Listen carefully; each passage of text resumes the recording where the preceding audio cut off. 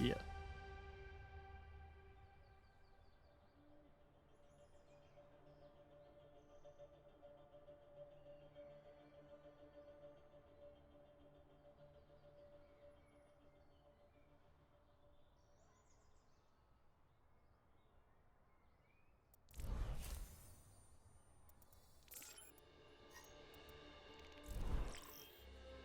Welcome to Rialto.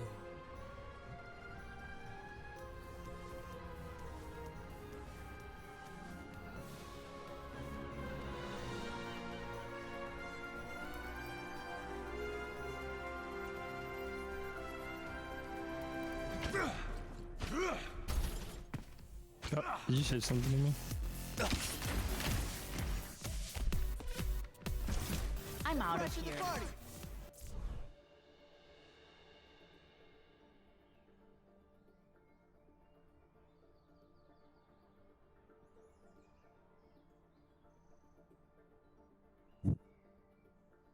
When does Hobo start stream? Is there a starting soon? Oh, is it? Yeah, it's still on the delay.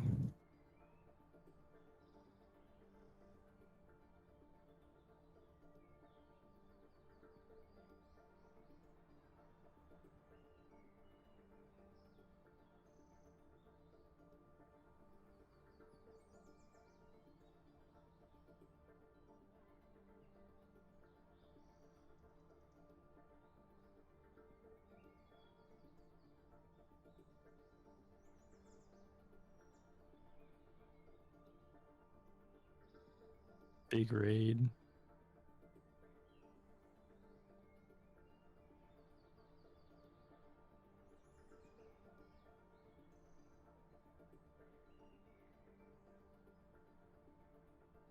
Yo, where's our team?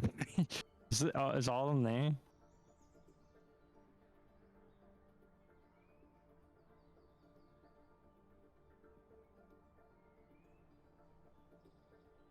Wait, are we muted on the starting soon? Or are we talking?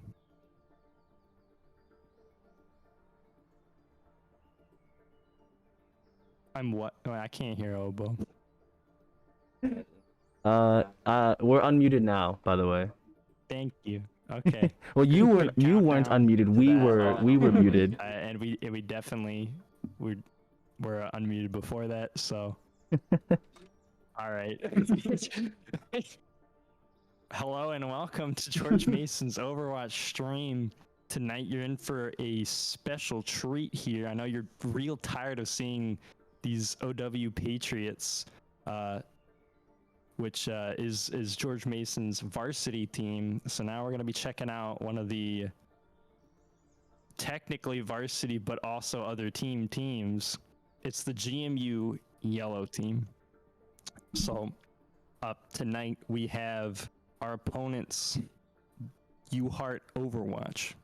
I don't know anything about really this matchup, but after further review, I see that GMU Team Yellow is up 1-0 in the series NACE Star League 2021 Overwatch Challenger League. Those are a bunch of words for you guys. I expect all of you to Google them and be ready. And everyone's studied up for the next GMU Team Yellow match. And I'm joined here with the Zap Pat OW from aforementioned Overwatch Patriots team. Hello, Varsity hello. team. We want to go through the roster. Oh yeah, let's go through our starting lineup tonight. Our starters, as they always will be, because they have 6 players. We got, it's I believe Oak and Shield on the main Oak and tank. Shield, yeah, on the main tank. I was like looking at the order. I'm like, it's not Yeah. Deus, right? No. And then we got Deus on the off tank. Of course, he's our captain for tonight and for tomorrow and the days following. And Austin Next. on the flex DPS, followed by Basim on the hit scan DPS.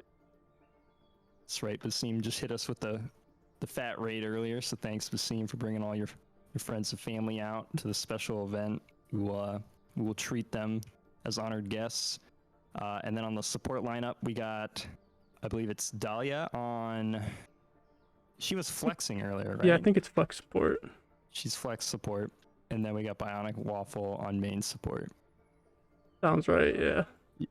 I think a lot of the time for the other GMU teams, the supports are, not to be confused with flex support, are flexing. They can usually do both main support and flex support. So a lot of the time you'll see someone playing bat for one round and then like brig for another, or someone that usually the case is like they'll play a main support but not have like Lucio in the pocket or not have brig in the pocket, one or the other. And so you'll see potentially some switch ups tonight even. So I'll have to see what they have in store for us on Lijiang Tower. Should be our first map. And we do get to see on the other side, I believe their order hopefully is also the same from main tank to off tank to DPS to supports. People always change the order of those two. Yeah. So it's usually hit scan and then flex. And then usually flex support then main support on the bottom too. yeah, and then on the bottom. But thankfully we've also named the lobbies, thanks Deus, or named the teams. Not all the time that happens. I think for the the video for the hype video for GMUA versus Shenandoah included like this like thing that's like, oh, they're undefeated so far. They haven't dropped a map, and it played all the clips of Team 1 wins, Team 2 wins. Yeah. And you're like, I'm convinced. So, but it doesn't matter. They won that round 3-2. And this Team Yellow also, their first match was almost a reverse sweep. I think it was a win on the first and then a loss on the second. But they lost 2 back-to-back maps and then had to win 2 back-to-back maps. So that they turned around a series that was down by 1 to win on 3-2. So it's a best of 5. Okay, it's actually a best of 5 tonight, I think. Gotcha. It's TSL. So we're heading into Lijiang Night Market here. And normally you'll either see teams specializing in a brawl comp here, or guess not. Oh, and we're heading out into Lijiang Night Market here. Usually you see a lobby, Now arriving at Lijiang. as we do. Going back in. Back to Lijiang Gardens here, with This is called Gardens? Lijiang Tower Gardens. And usually you see a lot of 6-man here, which is usually dive tanks, followed by either like a Sombra Reaper, Sombra Tracer, up of that sort, with a Lucio Moira usually filling in the back line. Yeah, for sure. I think Team Yellow has been playing a little bit of the 6-man. I forget who they have that comes in pretty often for coaching. I'm pretty sure it's Leo. So a Former teammate. associate, former teammate of Zap of ours has been sitting in to coach these guys a little bit. So I would expect to see probably 6-man, just because that is what Leo knows here. So, and as we do see it now, they are running the 6-man. They're running with the Tracer variant over Reapers, so the lack of damage provides a more of kind of like a sustained take angles fight. So let's see if they play that. I think in my mind it's a little bit more difficult to play, but you know, if Austin's confident on the Tracer, which I think he is, they can definitely make it work. And they actually Tracer Reaper. Half the Sombra altogether. So take this into the first fight. Deus is getting quite low. He lost his armor health. The tanks are brawling at each other. Austin's getting a good angle here, but the Fair is pumping a lot of damage. Both bubbles out for both Winstons as their main tank jumps out. Now GMU has most of the space in the map. Oak and Shield trying to turn this corner and get a little bit of damage off. Austin also throwing in some damage, but the Fair is being really tough to deal with. As you can see, the scene's at half health now. Forced to get out. GMU's backing up at the point. Oak and Shield has to jump out as well, but they do cap the point, and Dahlia goes down. So now George Mason without a Lucio for speed. Don't really have an option to speed in here, so now they're bleeding, they're hurting, as it's going to be very difficult to turn a fight in any fashion. So now the nano comes out, as we expect. George Mason falling, but ultimates are being committed here from UHart. Yeah, so the red team here, UHart, they played slow enough to their far could build their barrage here, and they allowed their team to really take a slow fight and let GMU have the first cap so that they could ensure the fight win. They have to look sure that they are dealing with that far in an appropriate way so that they can actually push and finish the fight, get the team cap from the point. Absolutely, and George Mason not making any swaps here. They need to play fast if they're not going to directly answer the fair here. They need to answer the core of the team, and a bomb, I think, accidentally gets committed on the side as Primal committed on George Mason on the point. George Mason trying to close the gap, moving in, throwing the bomb. They do get 2 picks so far. The bomb doesn't connect, but it doesn't need to. Oakenshield getting a big Primal, getting the Mercy, but unfortunate for Basim, spins right off the map as the concussion from Fair knocks that off. George Mason, if you're not, does get the point. And with that, GMU's going to be struggling a little bit with the ult advantage here, with Valkyrie Pulse coming in and with the barrage too from the side of UHart. It's going to be a rough fight for GMU to win. Yeah, absolutely. So they need to play somewhat slow, which is hard to do for this comp, you know, and to spam damage. They have to be very careful. As you can see, Dahlia and Basim getting a little bit low from the fair poke, and no one's on quite yet. They're trying to play this corner a little bit of cover. If they can grind up their ults, they can eventually win this fight. The Valk is committed on the side of UHart, so Open Shield's taking a lot of pressure. Dahlia actually has that beat now, so waiting to use that at the proper time. Actually, Coalescence coming out first. This is great for George Mason. Pulse bomb does connect onto Basim, so now George Mason trying to play fast here. The beat to sustain is at a good time. They're able to take out the main tank of UHart. Now George Mason is coming back to point, trying to get this Diva and Farah dealt with. Diva forced out. George Mason still has the point. It's going to be last fight for UHart, and Dahlia gets a huge boop off the map, almost an incredible Winston, who has to jump back on. Now George Mason has a great angle here, and UHart not able to get enough value to push in here, and now they've made some swaps too. And it's looking like last fight territory. With if UHart can even touch the point, then it's going to be really rough for them to win this with GMU's ults coming in here. Absolutely. Spawn, Steen has it, ready to use the Oak, with the Primal as well, and Deus with the bombing. The Diva bomb. The Diva bomb, whatever it's called again. It looks like UHart is struggling to take control of this map. They do get that Primal, but they're not close to Barrage, so it's really up to Farah, the next ultimate, to clear off the members of George Mason, but Oakenshield knows he's getting a lot of damage up there. Bionic Waffle finishing off the Mercy as Basim does clean up that Farah now. Bionic Waffle, big Coalescence beat, an extra ult there on top of that. George Mason able to take the first round. That was... Honestly, I haven't seen much from Team Yellow yet, but that was really impressive the way they managed to play around the Far and not let the Far get too much value in the mid-fights in order to build a barrage and wipe the team for the next fight. Yeah, absolutely. I loved the discipline of playing the environment, not getting antsy. I know a lot of the time you may want to pull the trigger on that comp and just speed into the enemy team, and they might be ready for that, and they might kite you and just poke you out, otherwise destroy that push. So George Mason, Yellow, they're playing very optimally. Now we're moving over to 2 brawl comps here. Looks like an exact mirror match. Wonder keeping the Sims. They're trying to take control of the center room here. The Sim turret's going out on both sides. Basim trying to take a bit of an angle, does retreat back to the team as Oakenshield actually lands a big flame strike on the main heals of UHart. So now they just don't have VAP heals, and now George Mason just able to push in here, trying to get as much ult charge as they can just by getting damage into UHart. Not necessarily concerned with getting the picks, perhaps, unless they really want to deny the healing ult charge on the side of UHart, but great first take. Looking to this fight for UHart, it's usually really difficult to push past this choke unless you use a Sim TP or have some method to get through this. Looks like they're heading to a white room here.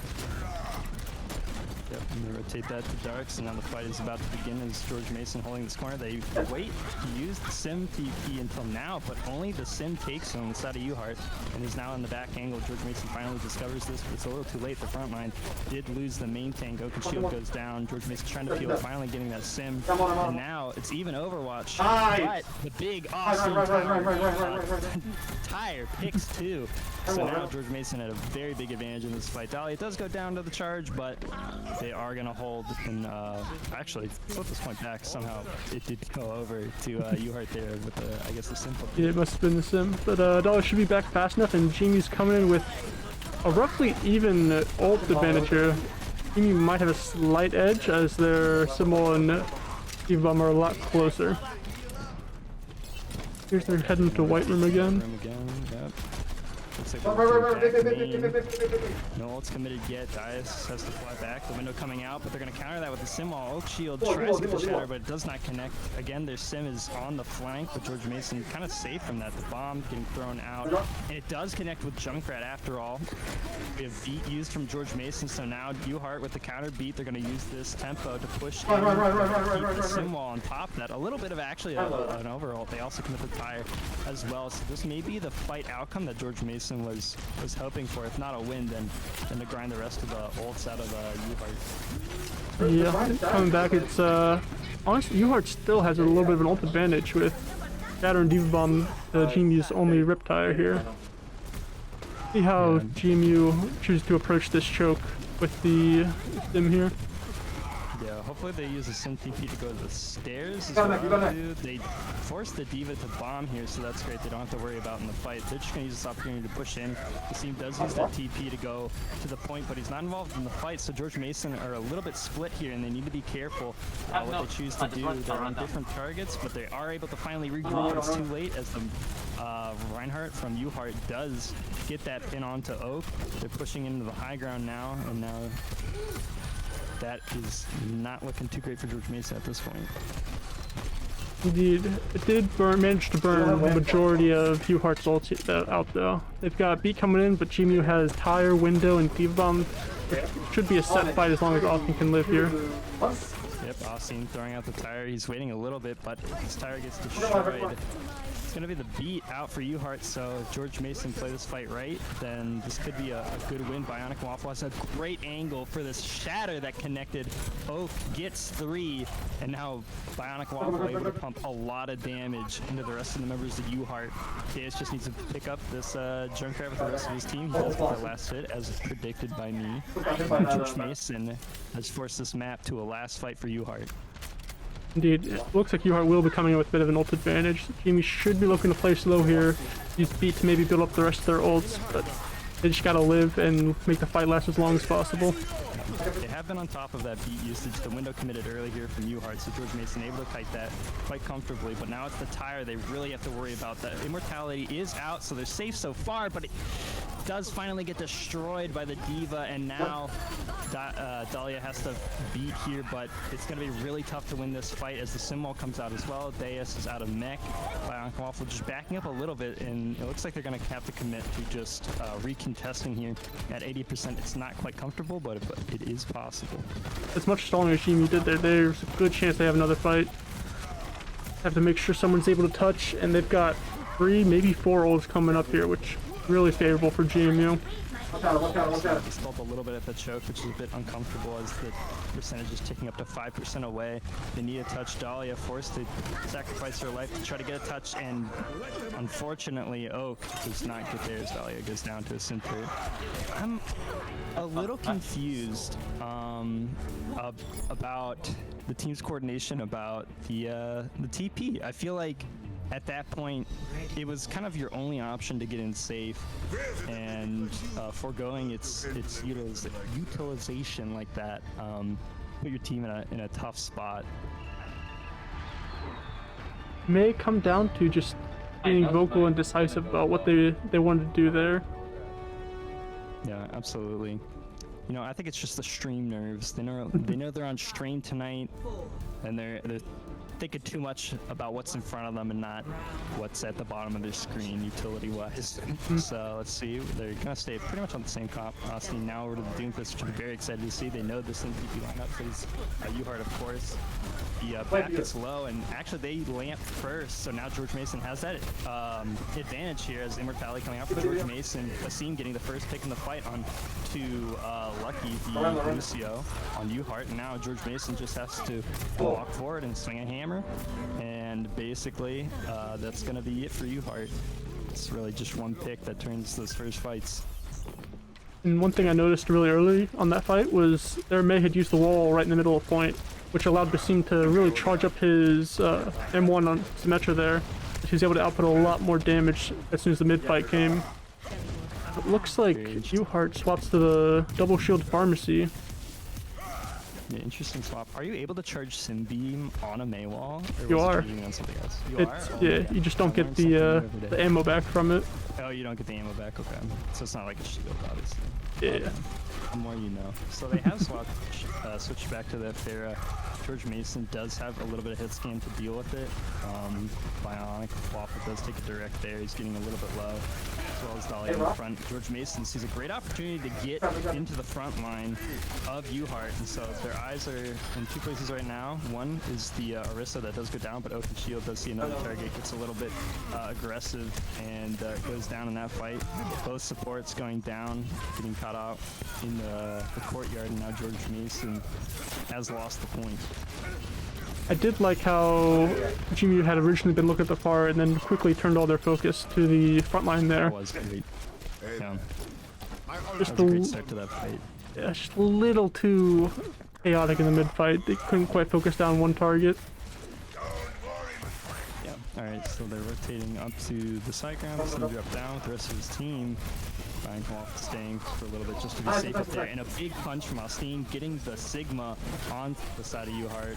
It's gonna be the 3 ults committed from George Mason. It looks like the sim wall and the window is getting the most utility right now as Oaken Shield just swings down the core of UHart. Now they just need to clean this back off point and they'll be able to start flipping that to their side as their percentage is more or less even with UHart here. Bear does need to go down. They should get a stagger on that Mercy too. They're coming back. It's looking like UHart's coming in with some really powerful ults there with Barrage, Valk, and Flux coming in. GMU does have beat, which should allow them to sustain at least through one of them. But it's going to be a little rough for them to play slow enough that they can build ults and then go back in and get enough value. Yeah, for sure. They're definitely going to have to utilize another player where they run down a section of UHart's team just to overwhelm them in numbers instead of ultimates. So they're taking a little bit of spam here on point. They haven't decided exactly what they want to do yet. Here now, they are deciding to go through courtyard. They have their eyes on the tanks of UHart. They're going to let the point flip, but that's fine. If you can win the fight, you can win the war. The beat now committed for the Sigma ult. George Mason trying to close down the gap on the rest of the members of UHart, but they get demeched. They're heading back to point. A little bit staggered, so the scene might get picked here, but the pool doesn't quite connect on him. He's able to TP back to point miraculously. Absolutely well played. George Mason hanging on by a thread here. Are able to flip the point though, and that's actually going to be massive to comfortably recontest this. For sure. I will say, looking at that previous fight, it was a lot more, really similar to the first fight when UHart switched to the pharmacy. They got out in the open space and were chasing down the front line of UHart. They couldn't quite collapse on anything and secure a kill. They just kind of got caught in the open space. Coming back to GMU has a lot of ults, so they should be able to convert this. Oh, absolutely. I'm sure a good window could do a lot of work here. Deus does get demeched from that false bomb though, and now the window's getting pressured, but Basim answers that tracer, so now George Mason has a great opportunity thanks to Deus also on the front line. A big meteor strike. Oak has the chatter, doesn't even need it. It's just Farah left on the side of UHart, and so George Mason able to make good use of those ultimates to take control of the point here. Basim, unfortunately, his second time getting concussed. That's going to be UHart's little trophy, but GMU will take that map. That was a great map. We got to see pretty much 3 different comps. We had the 6-man from GMU at the first point. We had the Brawl with the Sim and I believe May. Don't quite remember. And then they had the Doom on the second or the third map there.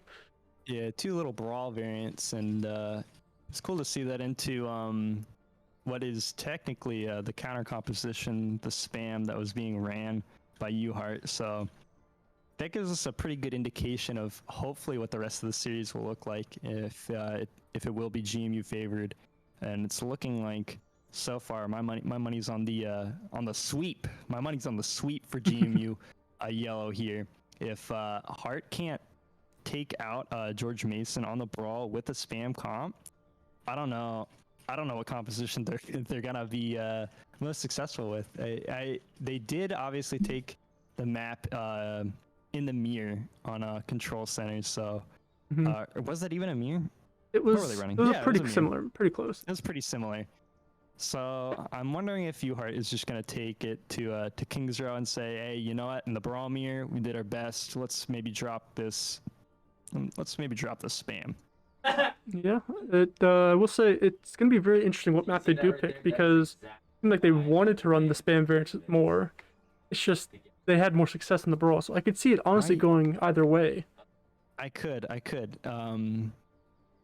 You know, it's teams have this this problem or tendency in collegiate that you know, like the comps you practice, you want to play, and it can be really hard to adjust on the fly, especially in a match scenario. Here we are going to be moving to Kings Row, so I am expecting the brawl mirror, but yeah, teams in collegiate will you know, they may even have players that are not one tricks but have specialists in certain heroes that they want to play, and they'll have compositions that they're just trying to get utility out of, and sometimes it's just best to switch to another composition altogether if it's not working out.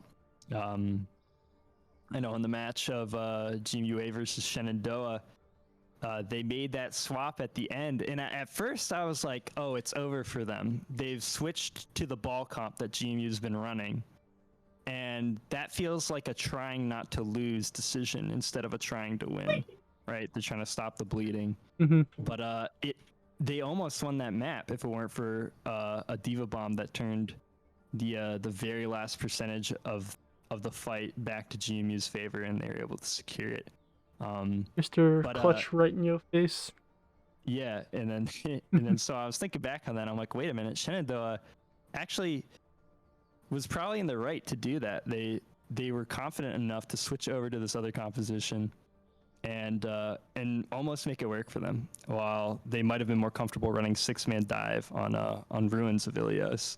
And that's what I was expecting them to run, where it's most effective. They forced it on Lighthouse. Why wouldn't they run it on Ruins? But they chose not to, and those are the decisions that are hard to make, but often the ones you need to in collegiate Overwatch. So here it looks like UHart hopefully is running Brawl here. Not that it's necessarily necessary to do that. We have seen like some double shield comps here. Definitely not ball though. I feel like that's where we draw the line. Every once in a while, you'll see a team running like a ball Pharah comp. It's Really? interesting to say the least, but I don't think it usually works out. No, I don't think it works out either. I keep compositions for certain maps in two compartments. One or three. There's meta, there's runnable, and then there's inspirational. I'm gonna put the ball one in inspirational. For sure. I feel inspired for my solo queue games. Looks like GMU's coming out with a standard brawl comp with Ryan Diva, Lucio Bap, and Free May. Gonna look for walls, get a decent walls, try and force resources out. If UHart mirrors it, which looks like They might. they might. You never know until that clock hits 0 in collegiate. That is true. Widow's definitely be looking for a pick to start the match though. See if GMU can. They'll They give have it a any value. Hanzo too, and it's not on the high ground. I wonder if UHart is actually. The Hanzo might. So it's like a spammier variant of. Yeah. Okay. So Yeah. they're running the brawl, but with the Hanzo instead of Crave for a little bit more of that range damage. Gotta look at who has more effective walls here and who has more effective lamps. Those are the big two in the neutral fights here. For sure, and this is Austin's first time on May tonight. Looks like UHart is going to rotate up to this high ground here. Let's see how George Mason responds. Looks like they're going to back a little bit behind clock. Good point. UHart a little scared to walk completely all the way out. They say, wait a minute.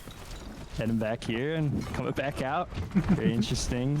Oh, Bionic Waffle is actually in a very interesting spot underneath right now. Okay, it was good. It was good. UHart. It would have been atypical, but UHart did not rotate down. Yeah. George Mason's actually chasing them up here. It was an interesting play. Definitely would catch UHart off guard, and it works out. The wall is pretty big, but Basim does get picked. The Hanzo's on the flank behind George Mason. They need to run down this hallway. The Shatter connects on the other Rhines to Oak. Very good job there. They have to run past this window, but the Diva pushes out Oak. It's now in a very scary spot, and they had the element of surprise, but it did not work out for George Mason there. I think if they had marked the Hanzo there and saw that he was behind, it could have been really, the element of surprise would have really been on their favor. But without Hanzo being behind and being able to get a little value on the off angle, felt George Mason's demise there. For sure. So now we're holding this corner here. Swings being traded both sides, but Oakenshield barely gets picked here. I think the last Maze shot barely got the rest of his health pool here. So now George Mason, who was ready to commit to this fight, even threw a bomb into it, now are down those ults, and it was probably not winnable as soon as you lost Ryan. Streets phase is probably one of the easier ways to hold his defense. It's just you have to wait for the cart to get to that alleyway right at the end there. Once you do that, that's one of the better places to hold on Kings Row for GMU here. Yeah, absolutely. So they were holding a little bit of that cubby on the left side there, which is good. The May walls on both sides don't quite connect, but George Mason able to hold this next corner quite comfortably. They do have to watch out for the blizzard, but both teams have it. It's going to be the lamp out for George Mason. Does get the blizzard eat, so this is big for George Mason. They have the May ult, but it gets canceled by the Reinhardt charge. So George Mason says this fight isn't quite over yet, so they're going to commit the beat. But the bomb actually lands right on Basim's head while he's ulting. That beat health is not able to keep him up. And so George Mason just forced to run their bodies into this point here, as there is no hope that they are able to contest this point. And it's quite unfortunate for only getting 2 fights in streets. I will say, I think GMU might be rushing the fights a little bit. When they were approaching the point the second time, they understood that they're only going to have 2 fights. Could have waited a little bit till the cover was a little more advantageous to get a little more spam in there, so that they could have a more favorable fight. They rushed into it a bit. And Deus took an interesting battle up top. He's not able to get healed in that corridor, and so he does get picked there. He jumps off to get the mech back. George Mason able to hold this corner on the right side until they get 6 members strong. UHart, flank the Diva as well. But it's going to be a huge window plus the flame strike that does connect on the Hanzo. That has been a problem for George Mason, so now that is no longer part of the equation. But George Mason is still losing members here because they do not have the heals, so the rest of Hanzo, Diva that were in front of the cart just are getting pelted by the spam damage that's still available on the side of UHart. They still have that BAP in the fight, but George Mason gets theirs back. Bionic Waffle getting the lamp on the cart, keeping up Lucy a little bit longer now. UHart is just getting too many members here. The Hanzo arrow comes out and clears all that space on cart, and there's just no way George Mason can really touch that for much longer, and they unfortunately have to deal with 3 minutes and 40 seconds now. That has been awarded UHart for their push. UHart showing why they picked Kings Row there. Really come out and set the tempo on the map. GMU couldn't really recover after that.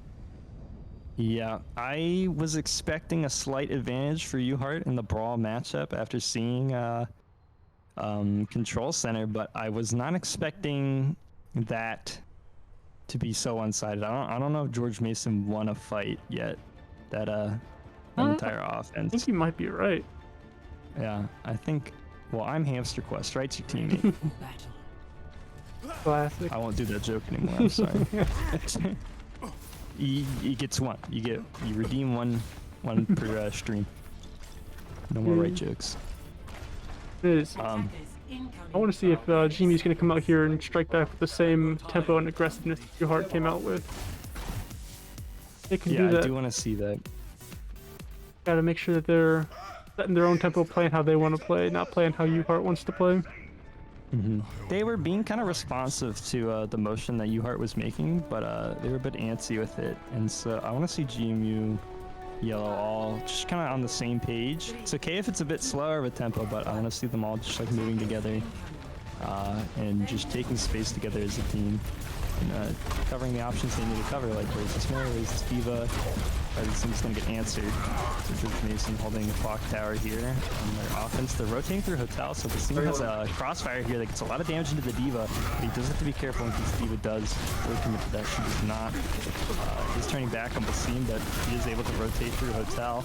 And now the wall is pretty good for George Mason as they're able to get a lot of damage with the Rhine shield, but not much past that. Lance committed on both sides. George Mason swinging a lot of damage getting in here, but no one falling on either side. If Basim keeps getting answered by this diva, it's not able to get an off angle here now as UHart wants to push in. It's very aggressive, but George Mason responds appropriately. It's a big wall as well, so they're going to commit the window first, and Oaken Shield, big shatter, landing that on at least 2 members of UHart, and also forcing the meta Ice Block to not get out of there, so effectively a 3-man shatter. I think the Ice Block might have actually saved 2 people from being shattered there.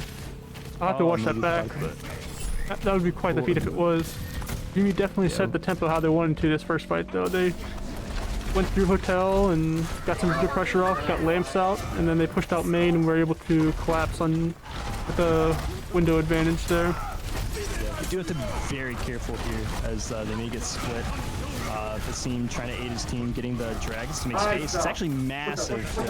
Exactly the play that need to be made. But unfortunately, Dahlia does get picked here, so they don't have the beat in the fight, as this May wall is big for UHart as well. Austin says this fight is not over till it's over. Gets the 3-man freeze. And the fight converts back to George Mason. And I'm seeing a lot of good tempo from GMU here. They're playing a little more ebb and flow. They're getting value, they're backing out, and then they're going back in when they are ready to go back in. Great to see from them. Absolutely lovely. And they're going to have some extra ultimates to work with in this next fight, so you're being quite frugal with their economy here. George Mason's holding this corner. They have the Diva Bomb and the Reinhardt Shatter on the front line, so I wonder if they're actually going to combo those two. The Maywall, we're going to start out with, but Oaken Shield doesn't quite get the block. It's okay. We have resources to block all that. Deus almost an eat on that Blizzard, but is going to commit the bomb to it. It may connect with a lot of members of UHart, but unfortunately they get a 2-man bomb as well. So now George Mason is down 2 in this fight. Deus going down, Basim backing out. Thankfully, no big stagger on Deus as Basim walks back to regroup with his team. Coming up to this fight, it's looking like it could be pretty even. Both teams are going to have a window by the time the fight starts. Both teams are probably going to build a shatter mid-fight. Oscar's Oaken Shield has that coming in. Could be big if he could catch them off guard. George Mason now 6 strong here. Another great wall from Austin. They're trying to get this pressure onto the Reinhardt. They're going to commit the lamp, UHart that is, so George Mason gets the second lamp. And now, this freeze on Reinhardt from the May Primary Fire is huge for the Dragons, but unfortunately, UHart's Dragons just placed a little bit more advantageous for George Mason's positioning. They do not respond accordingly, so now back to the drawing board for George Mason. Yeah, and coming back, GMU does have quite a significant ult advantage. It was a little even going into the last fight. Now GMU has 3 ult coming in, maybe a 4th mid-fight, and all UHart's left with is that 1 shatter, which they just have to make with a massive pick from Basim. It will push off that for sure. The window comes out and is getting a lot of damage out. The bat does go down on the side of UHart. They do have to watch out for the shatter, of course. Astine, though, has the answer. It's okay. Another big freeze for him. Just adding it to his collection. Put that in the roster reveal. And now George Mason will hopefully get the 2nd point off of that. Yeah, coming back, UHart's going to have beaten freeze mid-fight. Would prove devastating. Deus does have... There is answers GMU has. Depends on if they find it and if they can force UHart to not even touch this point. Yeah, it looks like they might get the touch, but Deus answers the high ground. They do get the Diva on. They were trying to send that Hanzo and Diva to the high ground, but Deus also still has the bomb here. They need to drop the wall, and there it is. It does connect with 3. George Mason do get this point, and they have 3 minutes and 20 seconds to work with. They're trying to get this as quickly as they can to a 3rd point cap. That was a beautiful combo. Austin's May walled off, so the team had a false insecurity. They were like, we can just hide behind the wall and the Steve bomb's not gonna hit us. And then frame the deep bomb's going off, he drops it and they're caught with their pants down. They can't do anything. Pants up is the only way I play Overwatch. And Austin's definitely wearing pants right now. Good kick onto the Hanzo. Now, this is time to shine as he does not have his mirror match opponent to threaten his fresher. George Mason does have to worry about this blizzard. Unfortunately, Galia gets caught a little bit ahead in there. Oak Shield is behind the enemy team. He's really debating whether he wants to shatter or not. Does get charged by the enemy Reinhardt. He is able to get kept up, and it's another blizzard from Austin, who's just charging these very quickly. Unfortunately, George Mason not able to fully win that fight. They didn't manage to clutch it out, but they did burn pretty much every single ult out of UHart there. They've got massive ult advantage coming in here.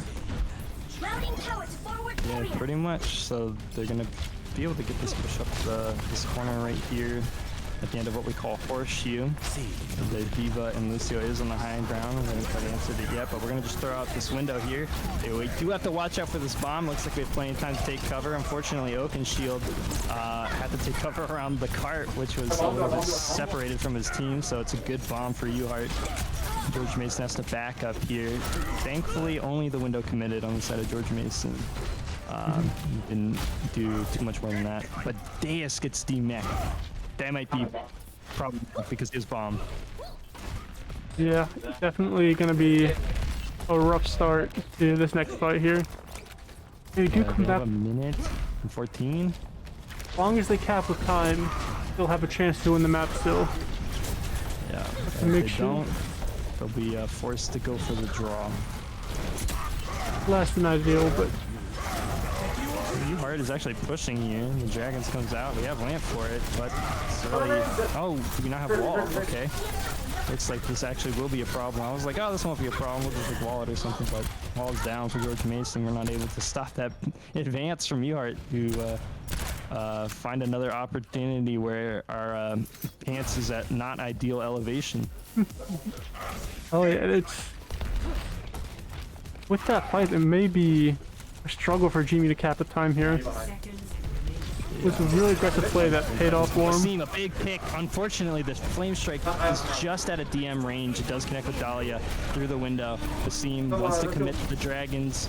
It forces lamp, so this might be good for George Mason if we're able to push back in quickly. We just have to get the Reinhardt back. Dahlia on the taxi for that. George Mason has 10 seconds remaining. We have a few ultimates to work with. It could go either way. The Shatter connects with 2 on George Mason. The Blizzard is massive for UHart, so George Mason not able to answer that entirely the way they want to, but Dahlia has the beat to sustain this fight quite well, so George Mason able to connect these shots onto UHart's remaining members on the cart. They do have to get the Sansa real quick, so Deus does answer that, and now George Mason has a chance to get this cap, but no ultimates, and yeah, UHart has 3, and so the beat is going to be tough to deal with. They're going to have to ebb and flow perfectly here. They can't lose members during this fight. Now the Dragons catches Austin and Oak in a bad spot, but they're able to stay up, and Basim gets a bigger Dragons for George Mason, but no way! The bomb clears through the only members on cart, and what looked like George Mason's cap actually goes in UHart's favor. That was a really close fight there at the end. That dragon was inches away from taking out Bionic Waffle on the BAP at the end there. It was... Yeah. That bomb was scary. It was close. It was tasteful. I'm hungry. I don't know if you knew that. Couldn't tell, but we'll come back. It's going to be interesting if GMU decides to roll with here. Yeah, absolutely. Don't go anywhere. I know you guys are hungry for some more Overwatch, but this is going to be a best of 5, so do not fret. Your thirst will be quenched, and your feel for Overwatch will be as well. There's going to be at least 2 more matches. The next 2 map wins will be the victor if either team gets two, you know what I'm saying. You don't know how numbers work. Best of 5 When comes school best get of 3, yeah. When school get 3, they win. 3 equals dub. But I believe it's escort map type next. yeah, I think so too. Generally, Yeah, it might be 2CP. I don't remember. be you either. should know. It was in your match. I casted it, but like a slightly different. Have the same. If it does, it you're should right. be. It could be a different. I would doubt it. I doubt can't so. remember what your guys' third map was, because it would have been the map you had to turn, so it would have been escort, right? I'm pretty sure it would have been. It would have had to have been Route 66. Yeah. Escort sounds right. Which majority of escort maps, brawl is not as strong, so you don't have strong points, but for majority of escort maps, the spam variants a lot more common. Yeah, I wonder. Yeah, that leaves GMU in a very interesting place to select the next map, because they've seen the brawl matchup and they were able to turn a lot of these fights around on offense. They were getting more connected, but I don't know if they feel entirely comfortable to really pick a. They didn't pick a map. They just asked R. Oh no, wait. They picked Rialto. I was like, where's that? Where's it said in chat? They didn't need to. They're the host. I was like, what is going on? How they know what we wanted? We're the host. Communication. We know what we wanted. Okay. Anyway, but yeah, that puts GMU Yellow in an interesting spot for what kind of map, if they want to allow more spam to be played, or if they're trying to force more brawl, because they've seen both, and it's really up to them what they feel more comfortable with. And it looks like they've picked one where either could be run. Definitely one of the escort maps with a brawlier kind of meta. Welcome to reality. That'd be the word for it. I'm expecting more of a pharmacy out of. They brought it up on Lijiang Night Market. I definitely they could pull it out here. Yep, absolutely. All right. I don't know. I keep setting up. There's a way you could set up cameras in a third-person spec, so that like if you press like control on a number, it'll like save that spot. And I keep setting those up. I'm like, wait, I'm not. They're not seeing what I'm seeing. I'm here in a different view than you guys are. But as we can finally see the comps coming out, it is going to be kind of double shield on both sides. Basson's on the Kree here, as opposed to the Ash that is available on UHart's side. I'd be expecting. Oh, Just kidding. Mimi swaps to a fight not knowing. So with the they're going to be looking to spam down shields, try and take angles, and force the other team into open space while they're able to play with more cover. The main goal for the teams here. Here's George Mason.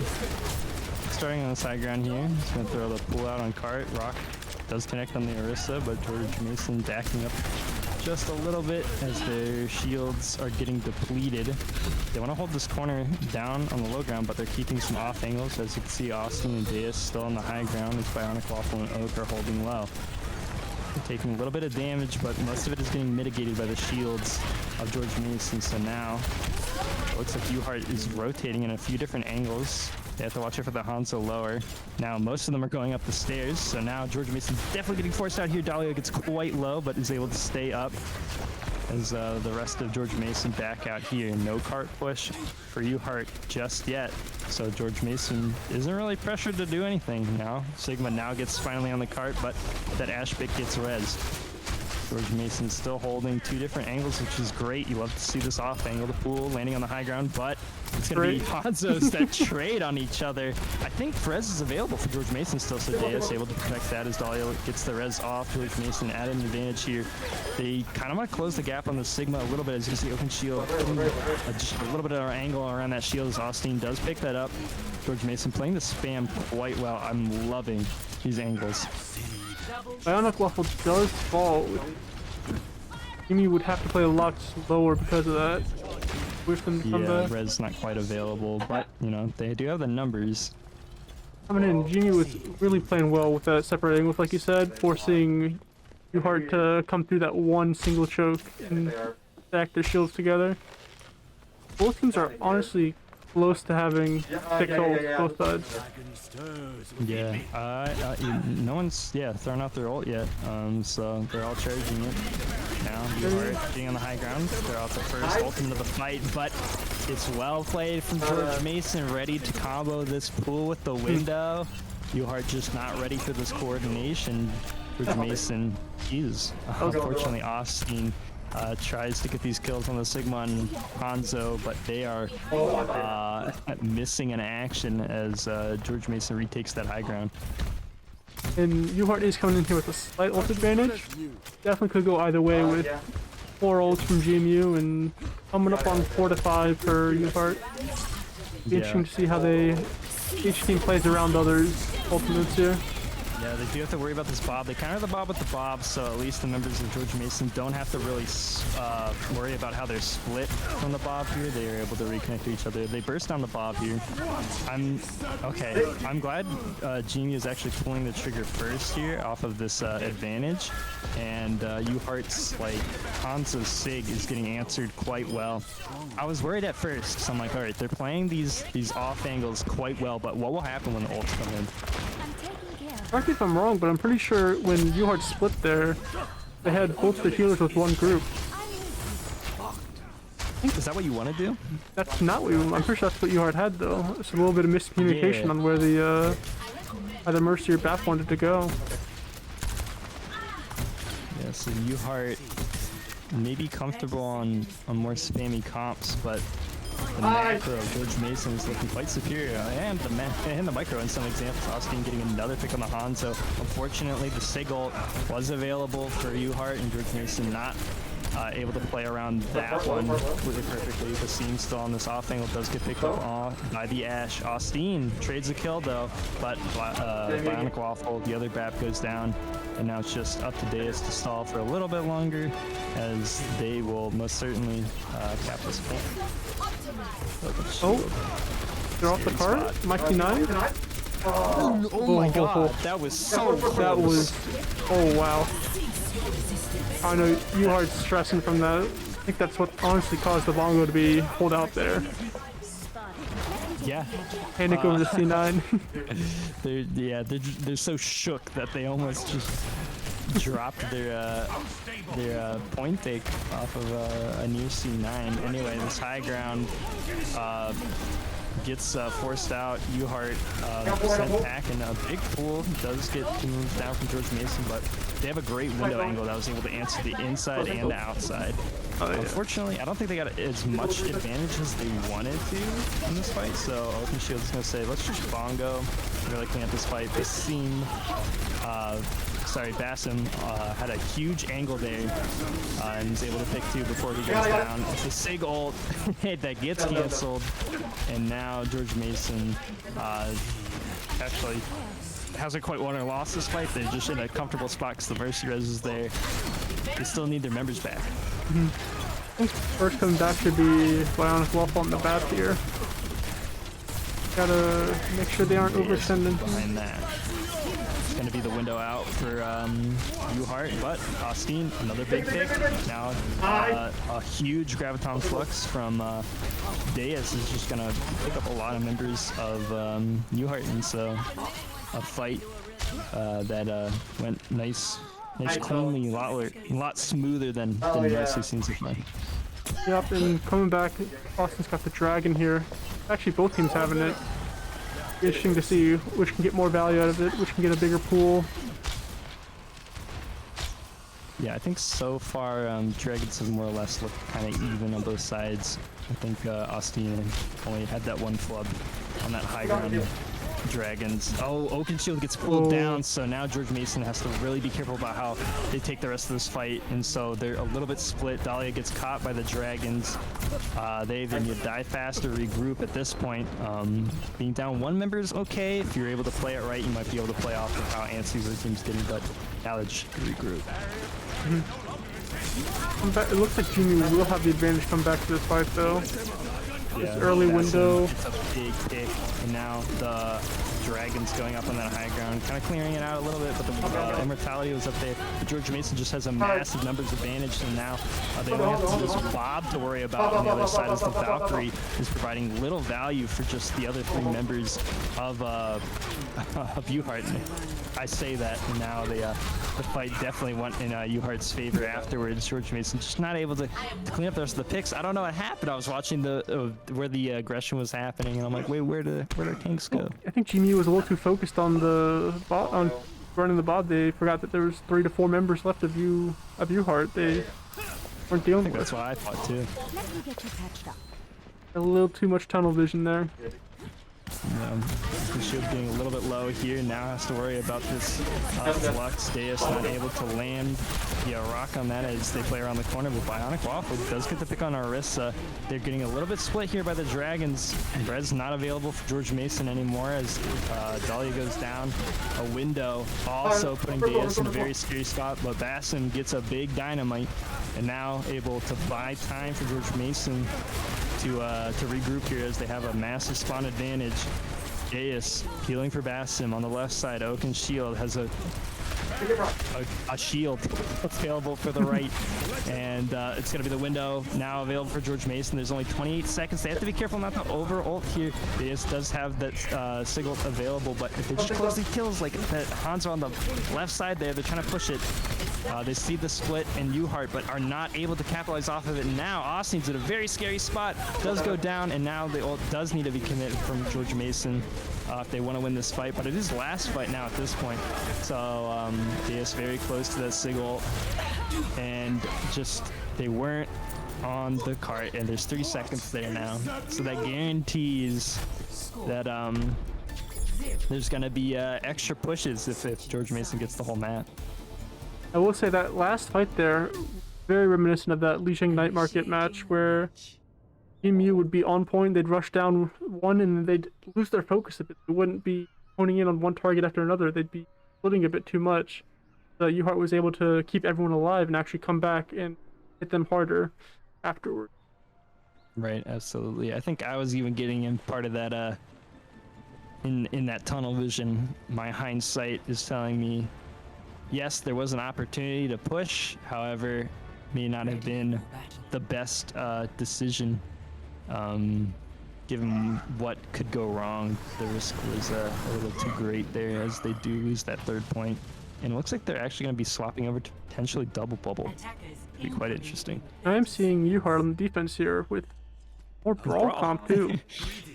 So both teams are like, double shield, get that nonsense out of here.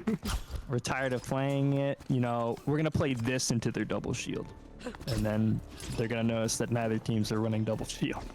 I would say if that was their plan, I think UHart would be at a bit of a disadvantage in the double shield comp. A lot harder for them to play around. I wonder if George Mason's going to realize that and potentially swap, because double bubble is just a pain in the butt to play in the brawl. Yeah. But they are staying on it so far. They're going to keep an Ashe instead of like a Sombra or a Tracer. They're going to get on this high ground here. They have to be careful and not force a fight to its end, because double bubble obviously does not have a neutral win condition, at least not against Brawl. They do get the D.Va D-Mech, but now the Brawl coming out, George Mason has little to sustain it. They do lose Dahlia in the fight, but Austin is doing quite a lot on this Genji right now. He is able to stay up, and he has a blade already. He's got 1, 2, 3, just the Mei here. He wasn't the one that got the limbs and all those targets, but it's Overwatch. You get a limbs. He didn't get the last hits. Coming back, they're close to Primal here. Might be able to build a nano here. They gotta be careful of the window from U-Haul. Doesn't matter. Yep. Push past it.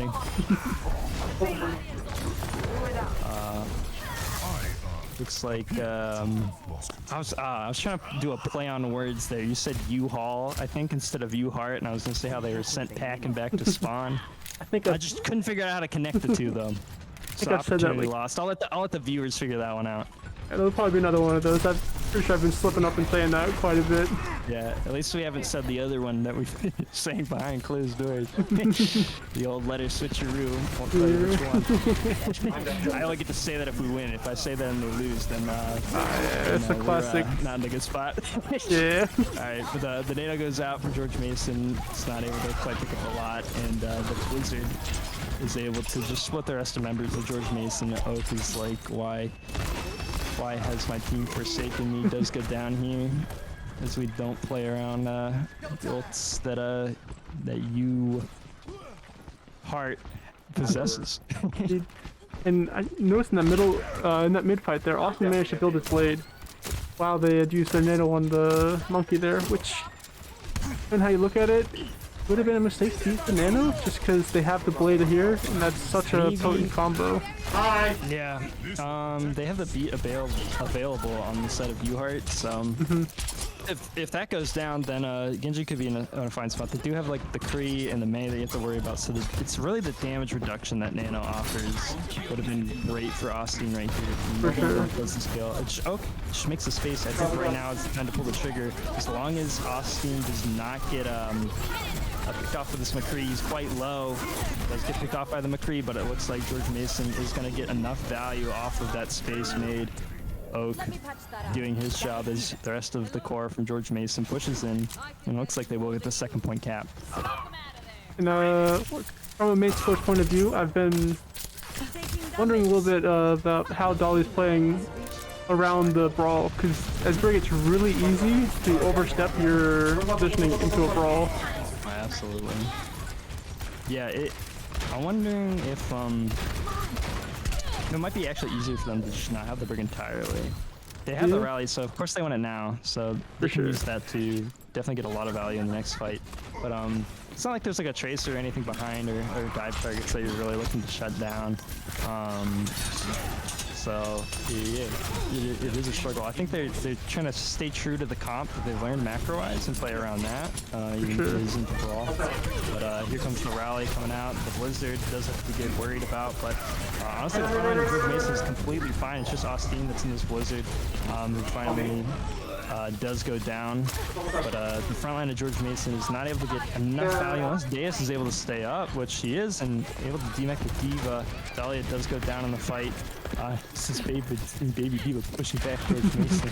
As it was kind of 3v3 there. I don't know. They want to keep the charge on Deus there, really close to ult, and Austin actually gets a pick on that Diva. And Bionic Waffle unfortunately gets caught with her head in a not good spot. There's 3 clicks on that. Now that they don't have anti-heals, and so unfortunately it's not a playable fight.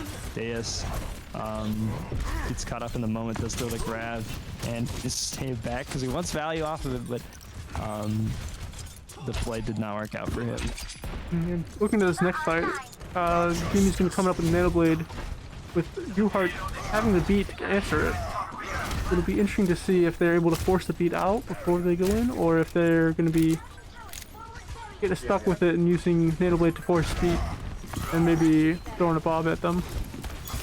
Yeah, maybe.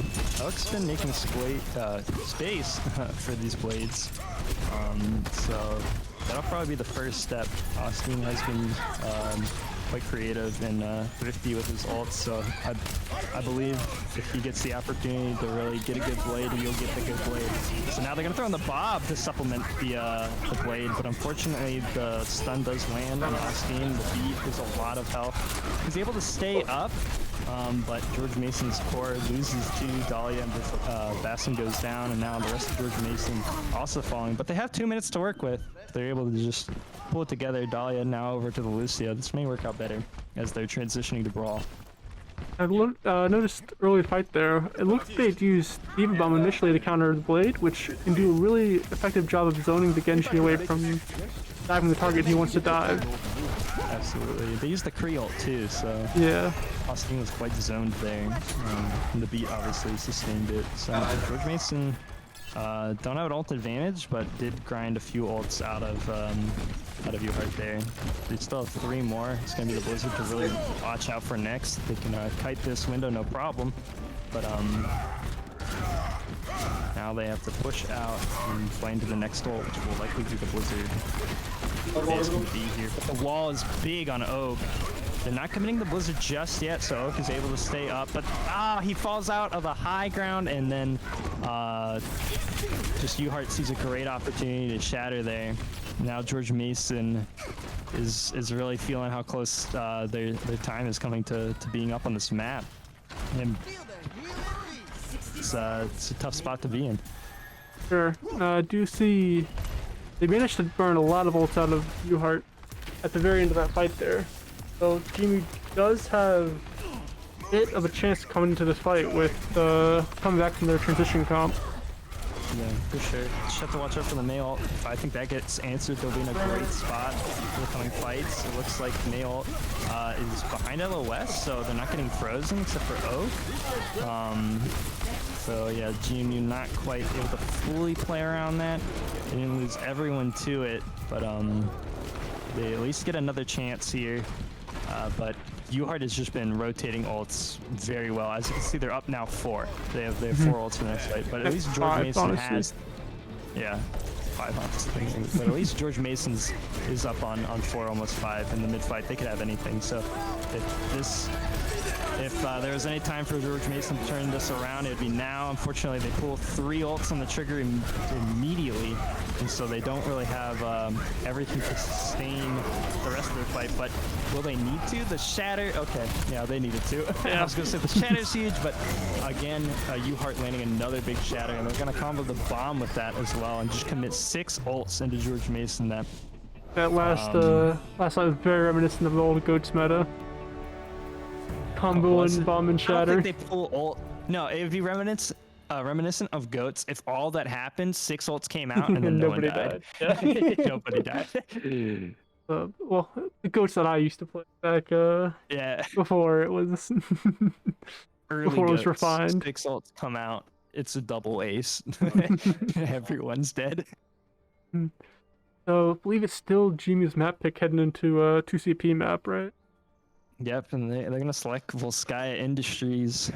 I'm wondering if we're going to go to a break at all. I could use some water. I don't know about you, but I might go and do that.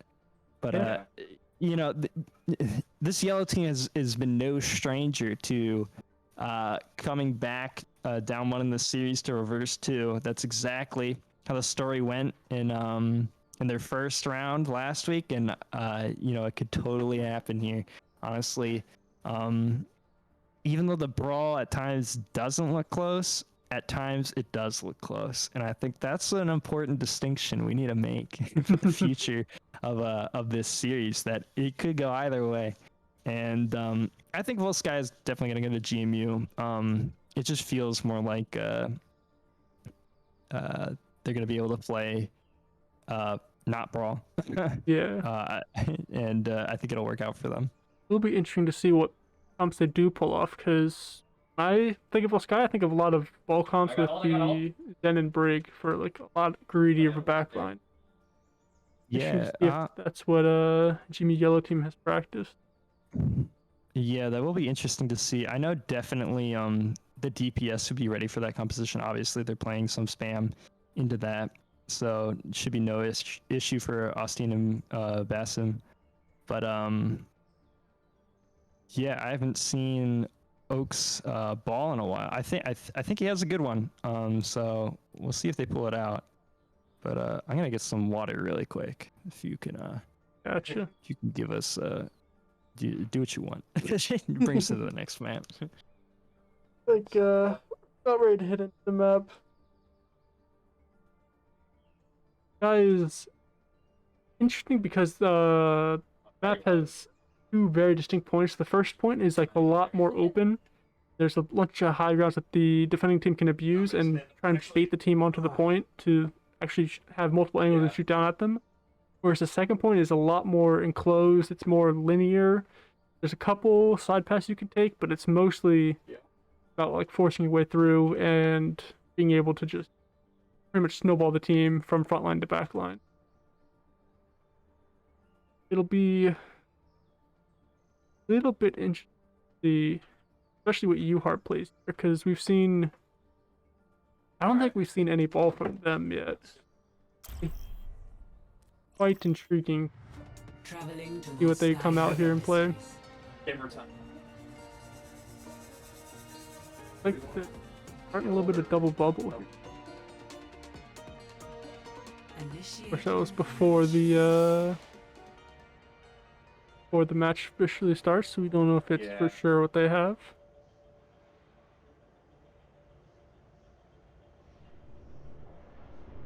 Showcasing the point here with a much more linear second point. A lot of teams will you have the first point pretty early, but then hold second point for a long while. We end up seeing the pharmacy come out of part here, which can't say is a big surprise, but might be a little something GMU's not expecting, as GMU comes out with a double shield. Mercy with the Hanzo and the Ashe, so they're looking to do a lot of spam damage, maybe look to take some brawls with the dynamites, hopefully open for picks from the Hanzo there on Austin. And welcome back. My GMU senses were tingling. I'm like, I gotta get back to the PC. They're about to start playing. Indeed. And this is exactly what I wanted to see, or at least close to. I didn't really care if Oak played Orisa or Ball. Slight preference on Ball, honestly, but they are on the double shield. I think this is the comp to win, as the Sphera has been something, but nothing GMU can't handle. They're getting spammed out by it right now. It's really up to Besson to land the shots there, as Austin will have a little bit more of a difficult time. They're already making a rotation here, GMU, and I feel like that may play for UHart's favor. But Austin has a good angle here to get that pick. And even though Bionic Waffle does get knocked off the map here, and Bassim does go down, I think GMU still have the tools to win this fight. Broken Shield gets moved down, but not off the map. They're trying to close the kill on this Zarya. They're getting a little bit antsy here, and they do get it, but at what cost? They stopped the res, or they... I don't know what happened with the res there. Dahlia looks like she was trying to get a res off. And I thought Bionic Waffle would actually get back soon. They pooped off a long time ago, but the walk is so far. For sure, and it was really interesting to see, because UHart, their pharmacy came a little bit late to that fight. They had been a little bit disconnected from the timing of the front line walking in. Right? Yeah. Right? Yeah. Window of opportunity that GMU didn't quite see. Yeah, they did get some picks, but didn't push the kill. They do have to watch out. I think this barrage is probably going to be huge. They don't really have a lot to answer. Deus is on the Sigma and not Diva. So he's not able to peel, but Bassin, no problem, is able to get that pick. The Nano Winston is kind of an issue here, but they're going to bongo in response, so it just bursts down through the damage reduction that Nano provides, and now, just as Zarya is left on point, and GMU is able to pick it up, no problem, so great bongo. It was really interesting seeing how the Mercy was looking for the res right after getting picked for Pharah. Granted, there wasn't much she could do, because stuck in the back line with no way out. Her hands are tied. Might as well try and make a play. Yeah, just pray a little bit. Didn't hit definitely shutting that down. Didn't hit the button on the mouse to make the DPI go crazy. Yeah, DPI switch Mercies, that's like the next level. You gotta have that if you're a pro Mercy. Window coming out on the high ground, but the Primal is a big problem for George Mason on top of the Grav and on top of the Sig ult. Looks so like that, all these ults that were available for UHart, they just love to stack them, and GMU's not able to answer each and every one of them, but however, they will hopefully get a touch on the point. Oh, No! not quite. Come on. And I did see earlier in that fight too, the Bob had been angled just slightly off target and had ended up running off the map. No! You hate to see. You hate to see it. There's like there's things you gotta know about Bob physics. like I feel like you just like gotta sit down in the lab and figure them out. Like, what is this friction? If I throw him against a wall, is he gonna slide off of it, or is he gonna go off? Is he just gonna sit right there? There's a time for me, literally on Volskaya, where I'm like, I need to get Bob on point, and he like spawns above you, right, and lands in front of you. He goes a lot further than you might think, and when I did it, it landed on the platform above me. I'm like, I don't even see my Bob. I called him. I don't even see him though, and it just did not get on point. And so I totally understand the struggle that is Bob at times. Whenever I think of moments like that, I just always think back to the clips. Especially, I think it was when Ash was first released, that Bob would just always go off the map on Sanctum, and people did not know the distance at all to stand to have him run across. And Sanctum? Nepal Oh, Sanctum. from like pit, yeah. from what, like the mega side onto the point? Yeah, they would always be trying to make him run across, and he would always just And then straight just into the throw pit. him right down. Which is a hilarious clip, but you hate to have it happen to you. Yeah, you can do that with your bongos too. You can throw them right off the maps. But thankfully, I haven't seen any of that recently. GMU now in the double bubble here. They're gonna keep that Ash. The Brig is appropriate, so I think this is the right composition. Austin is on the Tracer though, not the Genji, which is a bit of a sad face right there. Makes my face sad, but still love to see the Tracer. So set a lukewarm, not quite a frown, but not quite a smile. A straight face. It's just a straight face. So, ever seen Polite Cat? It's like me right now when I see Austin. Oh yeah. Instead of Genji. Took me a minute to remember. On the high ground. It's gonna be the biotic grenade keeping up. They're Winston numb, so no one's dying quite yet. Austin narrowly avoiding his death, but Death catches up with him. As Farah able to get that kill, as well as pump a lot of damage into Oak. And now the rest of the members of GMU have been forced into an ultimatum where they must push out, and it actually turns out quite well for them. They get 2 picks, but it's just Deus on the point and Bionic Waffle trying to keep them up. If I were them, I might have been even pressured to throw out a nano just because I believe, but I'm glad we didn't, because I think that would have been a throw. Yeah, we'll never know unless we see it, but Bionic Waffle definitely seems like she wanted or believed the fight was over a lot earlier. Trying to get out of there. And, you know, they're able to get some ult charge where maybe they weren't going to get it before, so we're glad it happened. See Dahlia and Deus a bit closer to their ults than they would have been otherwise. Those picks. But Bassin, good pick. It's going to get rezzed, though. But they don't have res for this fight. We have the Nano Winston available. I think we should pull the trigger probably sometime soon. Unfortunately, they pull it first, but the back line both sides is in a little bit danger. I think theirs is more than ours. The Creed not quite picked up, but Bassin's Bob now finally pulling his weight, getting 2 picks, but the Barrage picks 1 in retaliation. You know, they're really upset that how dare you kill my team, Bassin, and just barrages them, and stays on Ferris still though for 2nd point. But GMU is able to get that point, which is what we care about. You may win that small battle, but the war, the section of it, won to GMU. Yeah, it's interesting that UHart sticking to the Pharah here. Yep, my opinion is I'm not a fan, but it did get a pick right now. And if you're good at fair, then you're good at fair, and that's what you run, and you make it work. Fair is one of my best DPS, probably. And I would love to do this, but I feel like my team would yell at me. If you can get past that, then you're free. You know, you're not bound to the ground on fair, but you're bound to your teammates' opinions and their pressure. Couldn't be more true.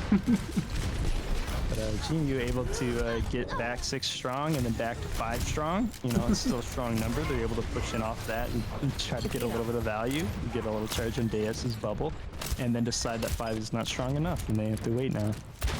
Did end up closing quite a few ults that little skirmish. Yeah, so we're close to... You know what? You should be pulling the UHart strats. They're figuring it out. They're like, let's just get 6 ults, guys. So now Bassam and Austin are closing in. The last 2 ultimates George Mason doesn't have. Guess how many ults UHart has? 2.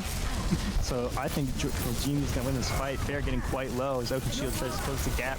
Does receive the nano. Has to wait for his jump a little bit here, but he is got it available. Jumps to the back line where it's just Anna, and he gets barraged.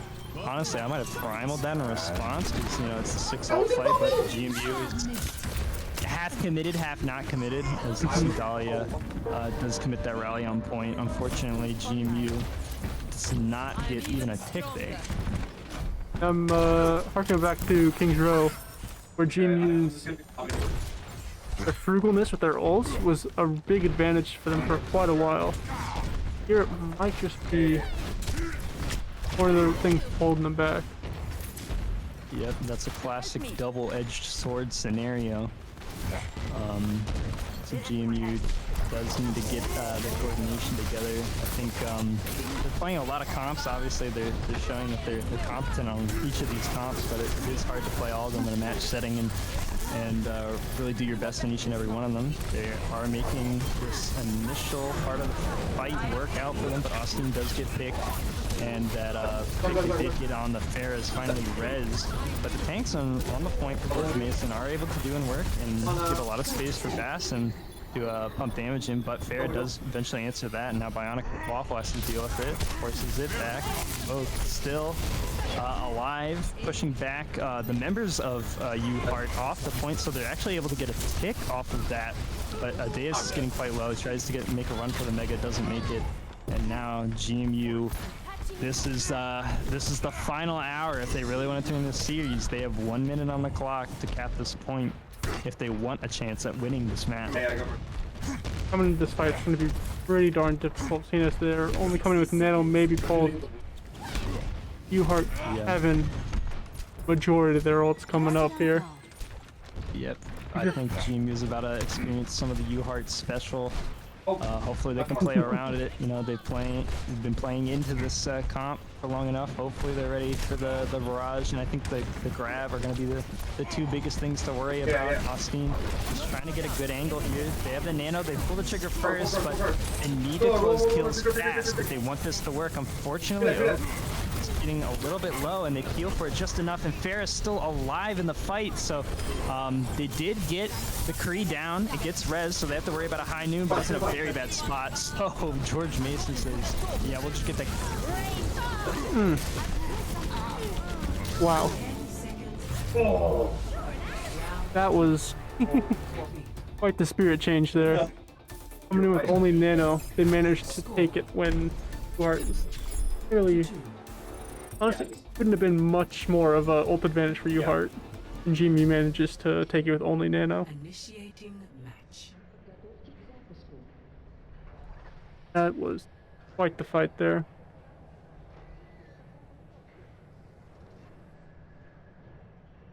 Seems like we may have lost Eric in the call there.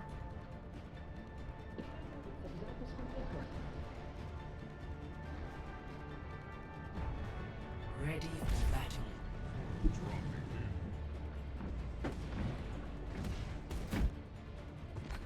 Alright, so Amy's gonna come back with the Ashe this time to start off, Attackers incoming in affecting that far on defense. Need any adjustments to your chronal accelerator? See how if they can pressure their far early fight.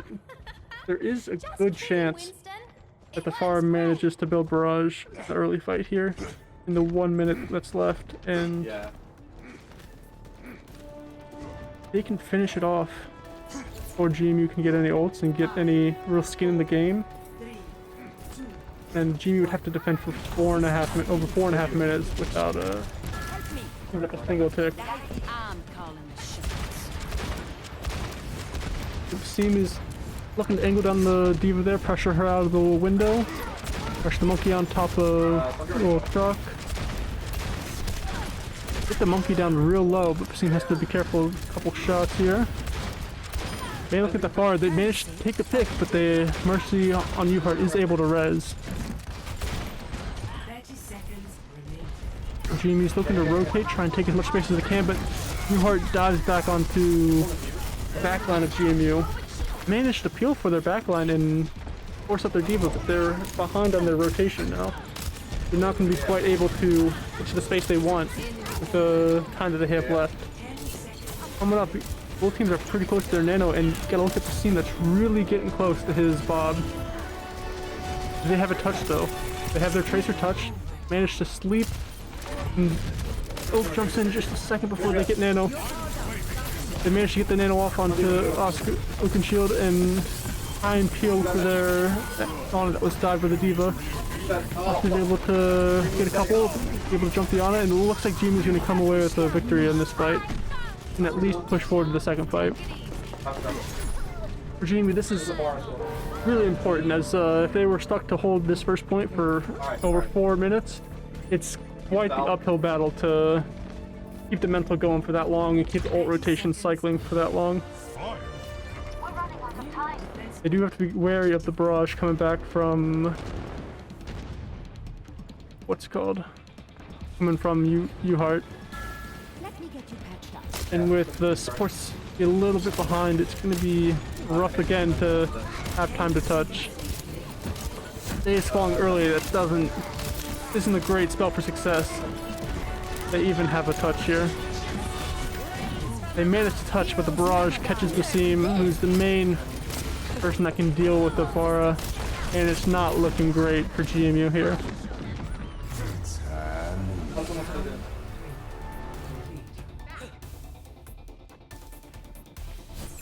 Score 3-2.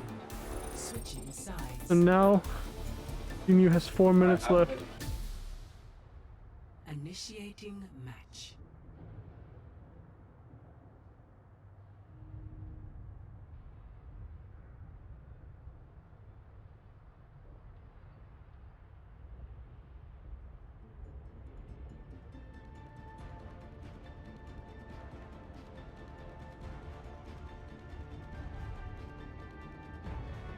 Ready for battle.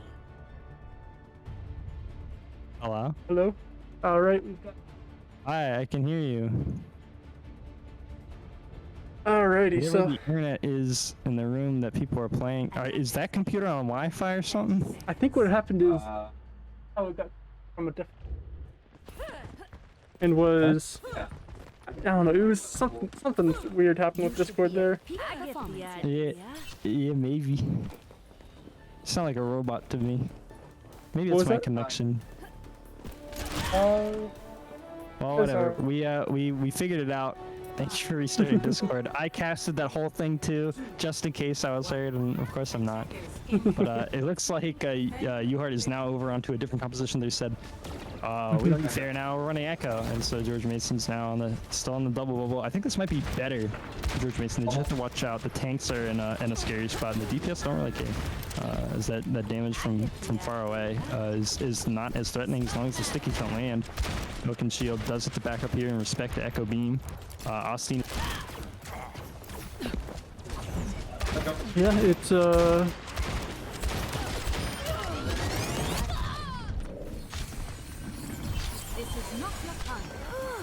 it looks like we lost him for a moment there again, but we gotta you have to be a little bit careful with the Echo being able to farm as much as she can. It looks like If you pick out the Echo, I think you disconnected and came back. yeah, we're back with you. Okay, So- we're back with me. Okay. We're just gonna have to keep doing that, you know. Whenever you hear me stop talking, we probably disconnected. This is a little scuffed, but we're making it work, just like how George Mason is making this defense work. Oak is caught off in a scary position, gets the bubble on the way out, so now they don't have that available for the fight, as the DPS are getting a little bit, at least the backline is getting in a scary spot, and so now Bassin goes down as well as Dahlia, as UHart took a good angle there. They still have 3 in the fight, or 4 with Bionic Waffle and his 2 tanks and Tracer, so they could even give up some ticks if they want to wait a little longer. Austin takes that bubble, probably meant for Oak. Oak is getting low, but has the primal. Yeah, you got it. You got it. You got to use it.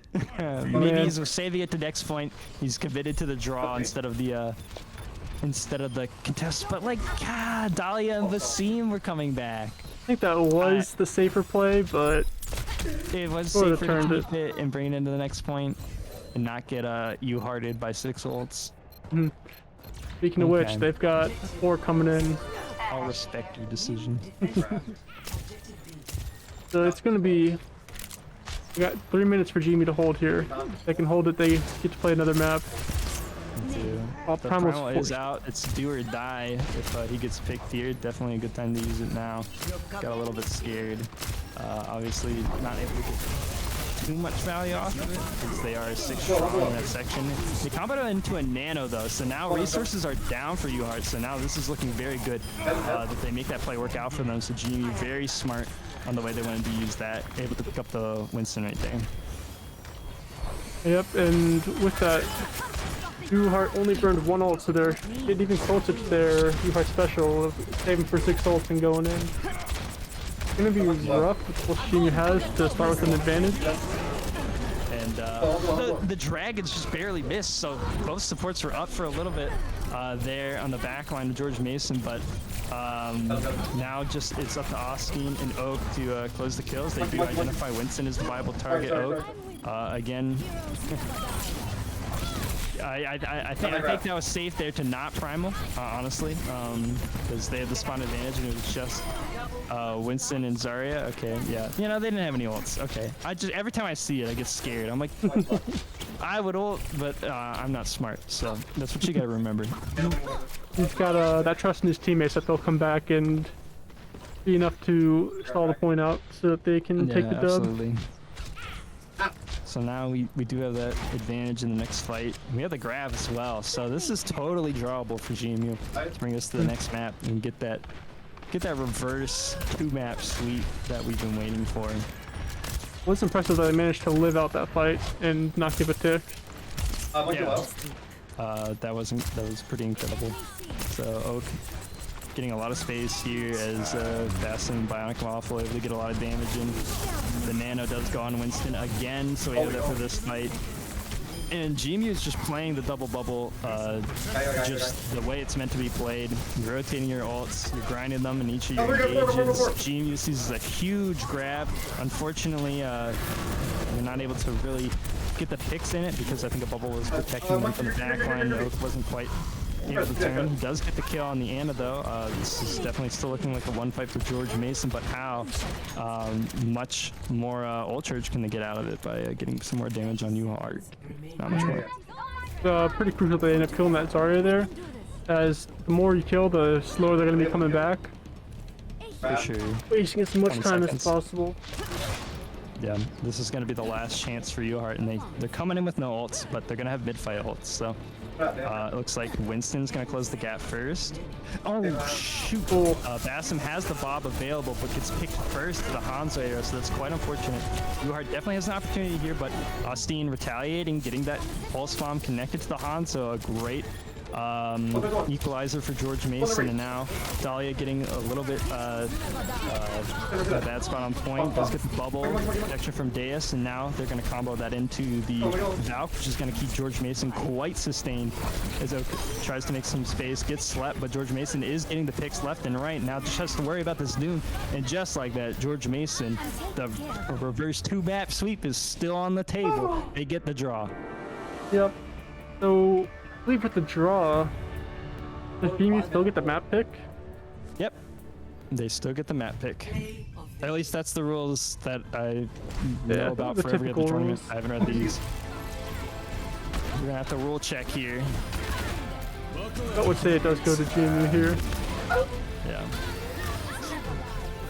It wouldn't really make sense to have a map pick, have no map outcome, you know, technically a draw, and then lose your map pick. Yeah. So, it looks... I believe next should be just another Koth, right? Yes. who's the pick? We've ran through all 4 of them, so usually the Koth is that tiebreaker. You know, if they were gonna win the map here. But yeah, it's gonna be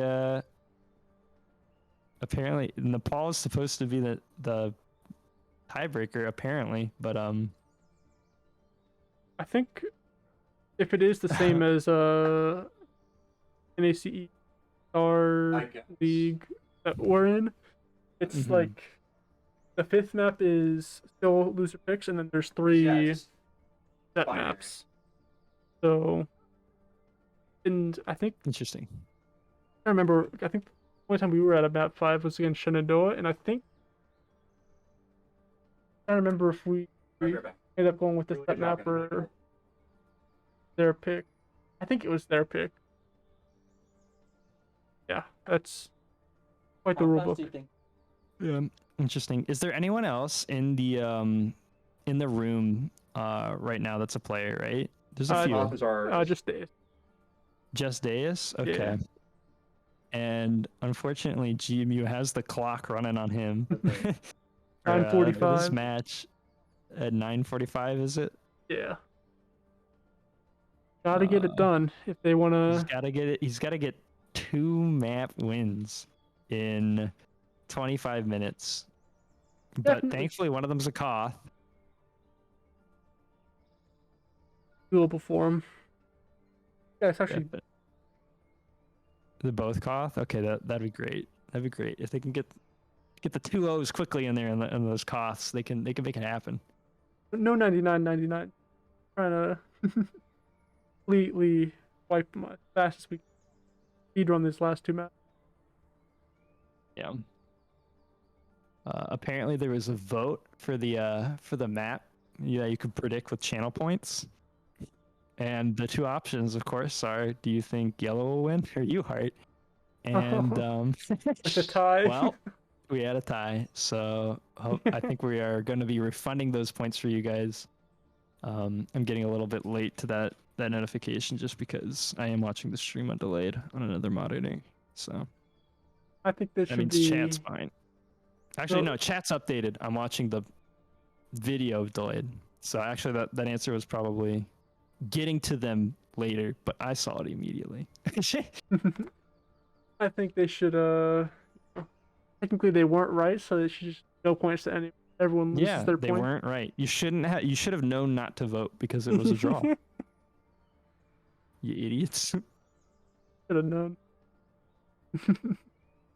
Like Volskaya, that's the GMU draw, Matt. Exactly. That's a reference to GMU Fall 2018. No, Spring 2018. My last season playing in the top 16, round of 8, George Mason against Utah. We were down 3 maps, we were down 2 maps.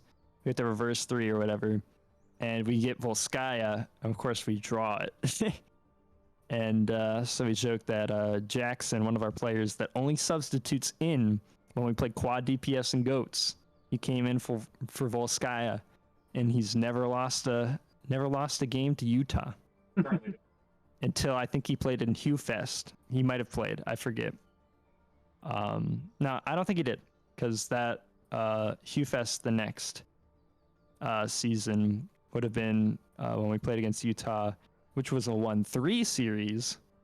I think 2-0 and initials were the DPS for that, not Jackson, unfortunately. It's so hard to get Jackson in. He still goes here. He's an eligible player for MEAC and or MAEC and ABC. He's like a viable player for most of the letters of the alphabet, but not CSL.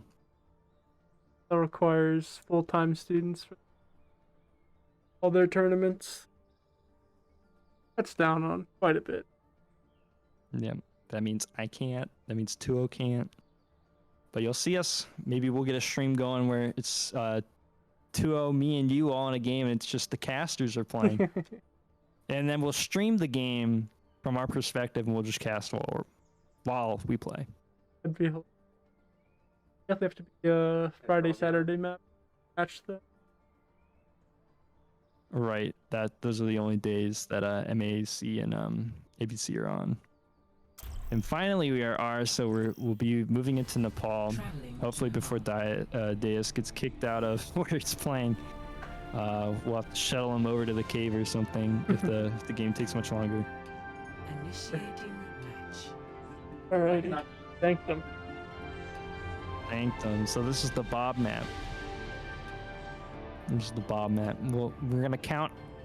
The new prediction is not who's gonna win. It's how many Bobs go into the Sanctum Hall. Honestly, I guess it's 0 here. I don't I think, we're don't gonna think see anyone Ash. runs an Ash yet. That's a comp special. Oh, Ready. Oh my God, we see an Ash. That's not staying. okay, okay. Yeah, I'm like, I see 6-man dive. He had flashbacks to Bob being thrown off the map, and he's like, I can't. Yeah. Not now. He's like, wait a minute. Can't do that. I saw the Varsity on the other side out of the corner of my eye. I'm like, are there 2 Ashes really? Pockets for Farah, which is actually not. Interesting.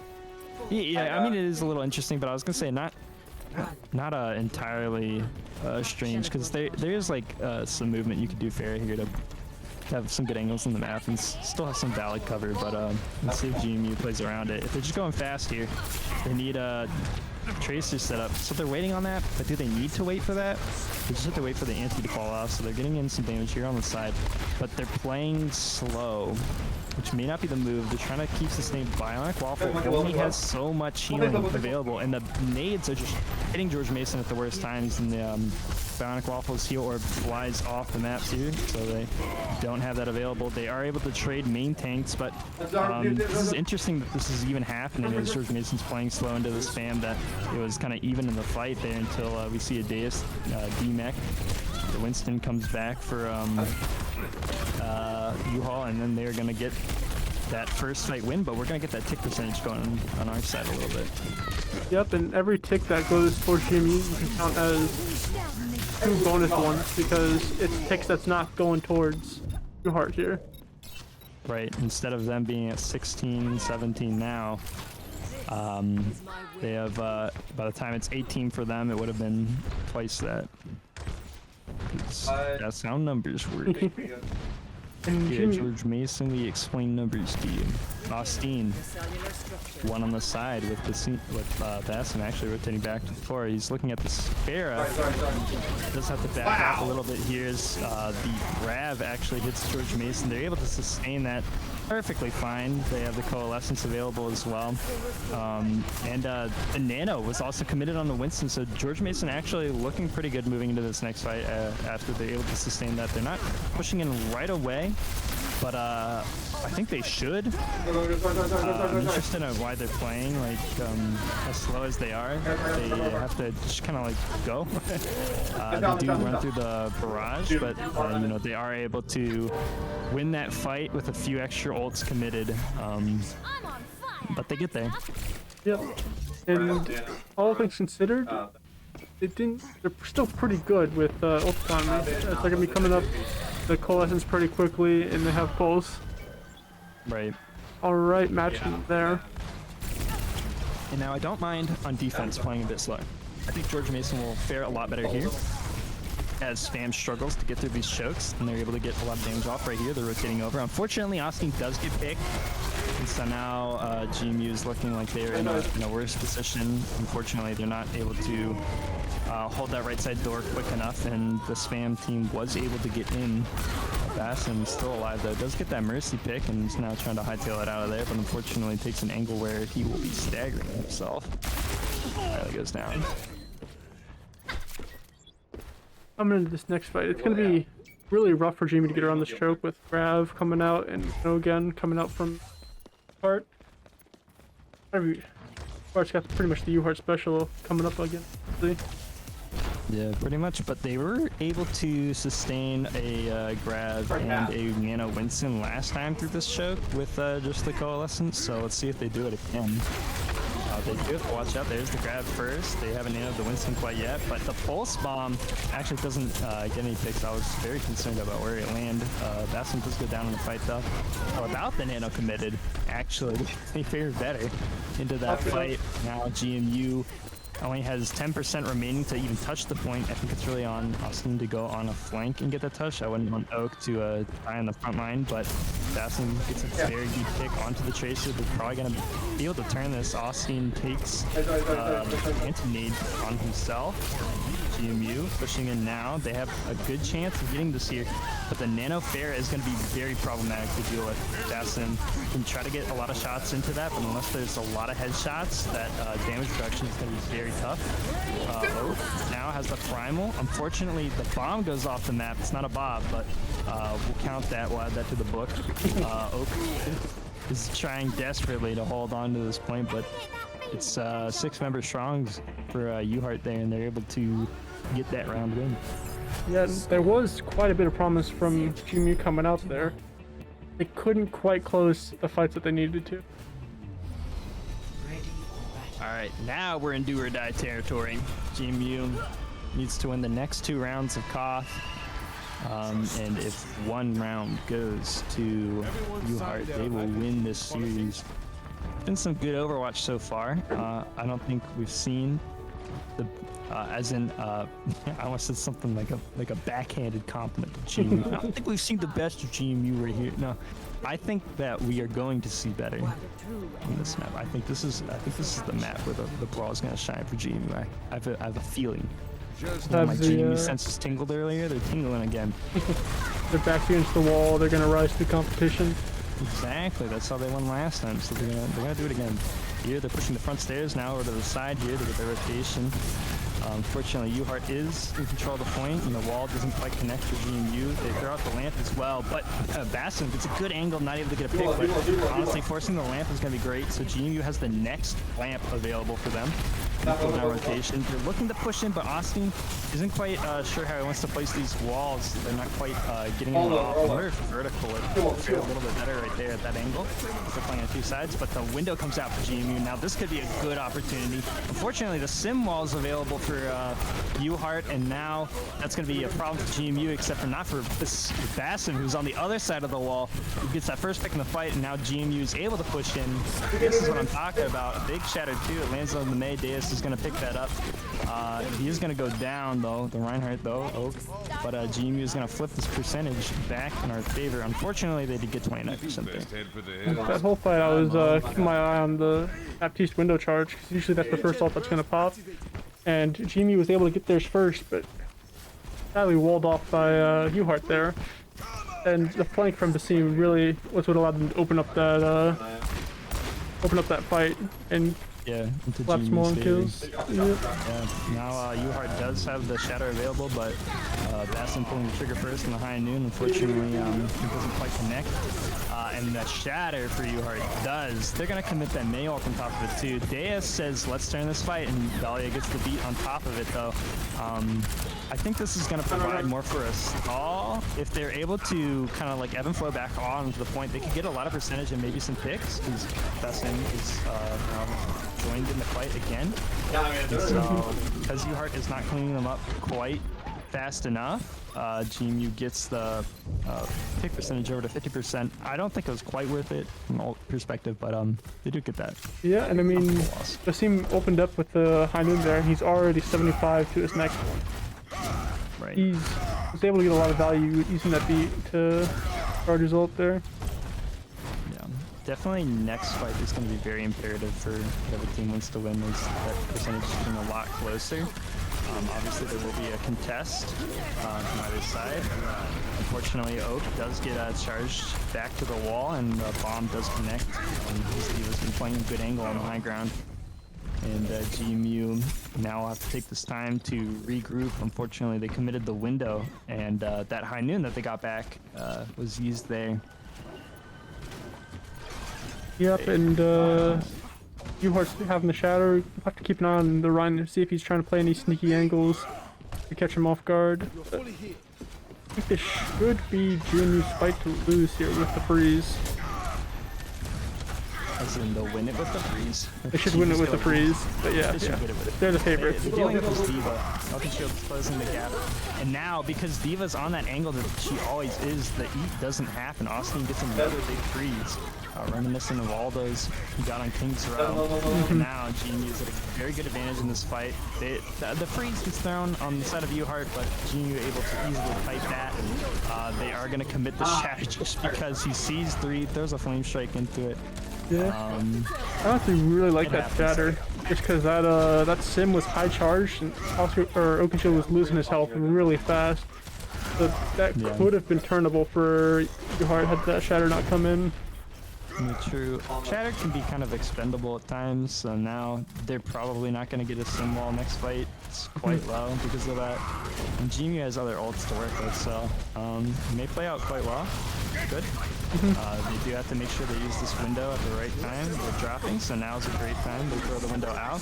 They're going to beat to counter to get in here, and the window gets walled. So Bassam's going to throw his high noon into this fight. He has a great angle. See how many he connects to it. Unfortunately, I think the immortality is going to stop him from getting any picks, and now he's a bit ahead there, but he makes space for his team, and they're able to get a pick on the Reinhardt, so now they have that advantage, and I think that's exactly what GMU needs to win this round. They do have to watch out that the baby diva is on the flank. They could lose Bionic here, and they do. So now they're kind of ebb and flowing back and forth. They have to. Oh my gosh, that remake almost demexed Deus, but thankfully, a little the GMU luck coming out here. They are able to get that pick, and now I think that is exactly what they needed to slowly turn that back into their favor, or not lose the fight favor. That was great play from GMU to just secure that last fight there. And just as the script always says, GMU's gonna come out on top. They just gotta win one more round here, and then they just gotta win the next map. That's the game. The script always reads GMU reverse sweep. That's why you can't ever count GMU out.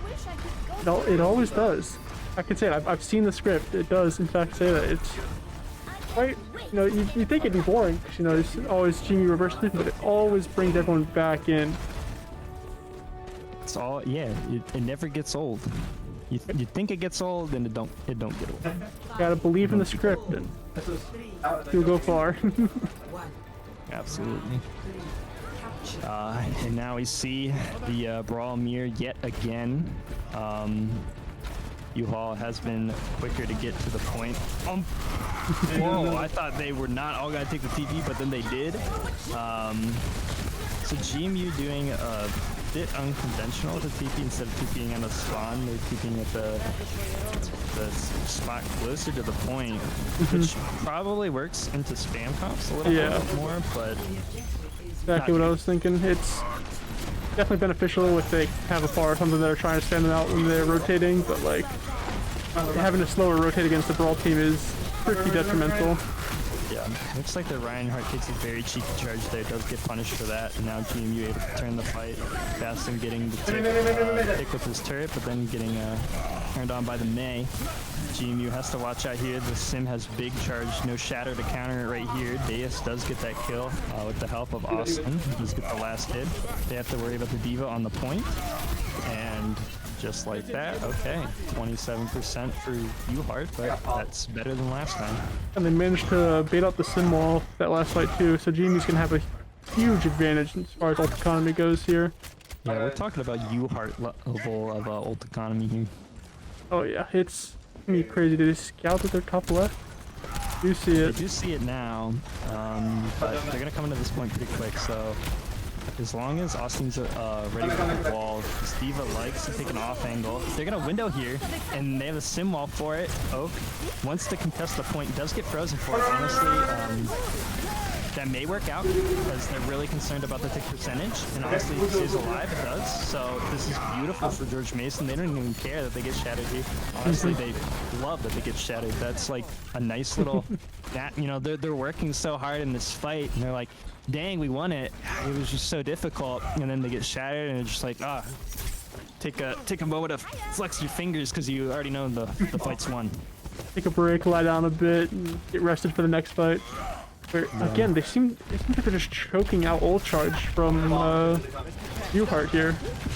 Yeah, it's been absolutely fantastic for GMU. They've been playing so well on this ult economy. They've been pretty much on top of it for the whole game. There's been a few over ults, I think, and a few times they've held on to their ults when they need to use them. But now I think it's all coming together. So far, all the ults have been used quite well for George Mason here, and now unfortunately they don't have anything ready for this next fight, but they've been playing quite slow, which is good. good. And they'll be able to grind up these ults. So even if this fight doesn't go in their favor, they've been playing macro correctly. So they're gonna commit more, but that's okay because that means UHart commits more. And so the bomb gets thrown in, but the tire does come out on top, and so UHart is able to get that point flipped. But GMU should be okay for next fight. Yep. Especially again, look at the ult economy. UHart's only got window coming up close, and GMU's close to like 2, 3, 4 ults that they might build mid fight. Gotta live to have those ults. Yeah, and GMU's been okay at the recontest so far on this map. Obviously, the first time they tried to recontest with Dahlia gets a big beat on top of the team, and so Austin just doesn't get these wizards beaten. They're just huge, massive every time. Even though it only really freezes the D.Va, the amount of space it made was massive. Oakenshield, great shield on the tire, and now they're pushing in. Dahlia is at a great angle behind the team, a little bit of Reddit Lucio, and now it's just the D.Va that was the remake that we had to worry about, and now Austin's staggering this VAP a little bit, who was protesting to stay alive, but it was the Reinhardt that couldn't get to the point, and just like that, GMU, we're moving the script forward, and it spells reverse sweep. Alright, and got one map left, so it's honestly cutting it pretty close to gonna have to leave the room. Do you how strict is that 9:45? So we got word that we should be fine to finish this out. It's just, and then we're just gonna have to sneak out. oh yeah, I mean, like, yeah, it's the lock on the outside that is the issue to get in. But even when I was there, when we had that get together, and Lauren let us in, like past hours, obviously, like the computers are like on, the internet's obviously working, but yeah, sneaking out will be a thing that happens. Not like an illegal sneak out. It's just like staff isn't there. Do be respectful and lock up properly, but the outer door does lock, so I think that's all you'll be responsible for. Yep.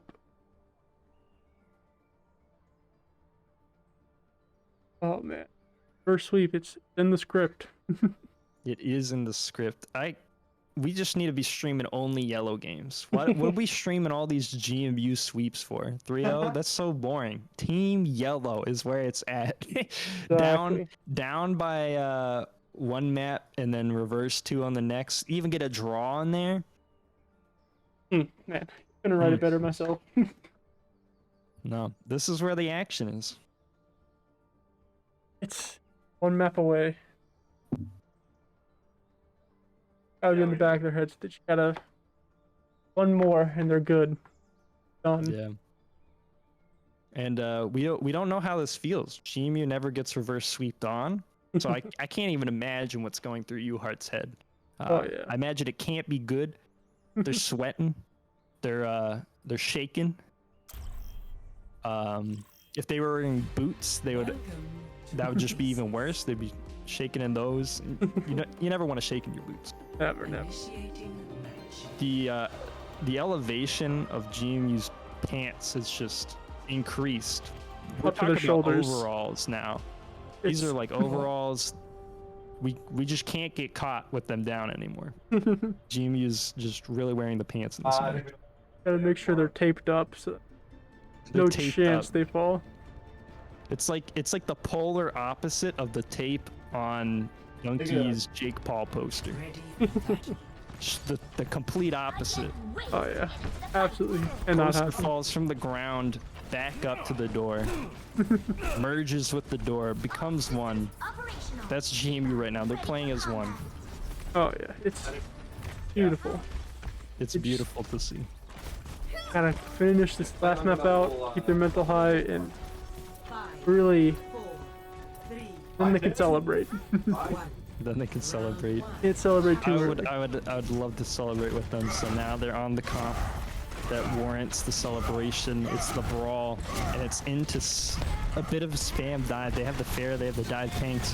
GMU, I think, knows how to play around this now. If they're able to run down good targets, the wall connects on the Winston. Just close it, close the kill. Austin's ready for it, and Deus is there as well. Now, UHart in a scary position, trying to get just some spam damage, but GMU is definitely going to be able to flip this. But Sim is lower on the point, getting that pick percentage in his team's favor. Of course, the rest of the members fall down as well. I think probably the best thing that Jimmy's done is they're choking the far out of ult charge as well. Only up to 40% after a fight. Oh my gosh, Dahlia is actually a sniper on the Lucio. Does get that pick on the Ana. Absolutely massive. So now Rez is not available for this fight. He just has to worry about this Tracer. These nades have been connecting on the front line. Part of that gets cleansed by Austin, just ice blocking there. He doesn't have that. They have to watch out there. Now the fair is becoming a little bit of an issue. They don't really quite see a target that they can jump down on, but Bassin does have that high noon. He's looking to try to get this fair up. Potentially he's rotating up to the high ground. And so far George Mason's staying 6 members strong. So now a big flank. He gets that sneak on the Mercy, does get that pick. And the fair commits the barrage at the worst time. GMU's got the resources. Deus, he just gives a big sniff and he says, who's firing those rockets, and eats every one of them. It seems really coming in clutch with these perfectly timed flanks as well. There was one, I don't even remember what map it was at this point, but earlier too, he just perfectly times his flanks to get value and live. Yeah, I don't know what you're smelling, but after that big waft I got, it's smelling like a GMU victory right here. It's gonna be 100% to 0. Bionic Waffle, big window. Say, actually, I don't know what joke I was trying to make out of that. I thought there was like, Bionic was like an analogy, like a sedative for like really good. I'm like, wait. No, that's not what that means at all. Team coming with 5 ults to hold this last point. It's gonna be really tough for UHart to find honestly, anything here. UHart's not ready for the UHart ultimates that's available. But GMU does lose the beat, which I was hoping that they'd get out pretty quick to just sustain the fight. But honestly, it's no problem, especially when this bomb is going to connect with the Tracer. The Nano is going to be a little bit of the problem. They're going to be able to kite this high noon, but Bastion's in a little bit of trouble, and so is Bionic Waffle. So that beat is going to matter after all. They got really close. They spend 4 ults in the fight, but they grind a lot back. Maybe it wasn't 100% I was smelling, but more like 99 to 20 like or something. 30.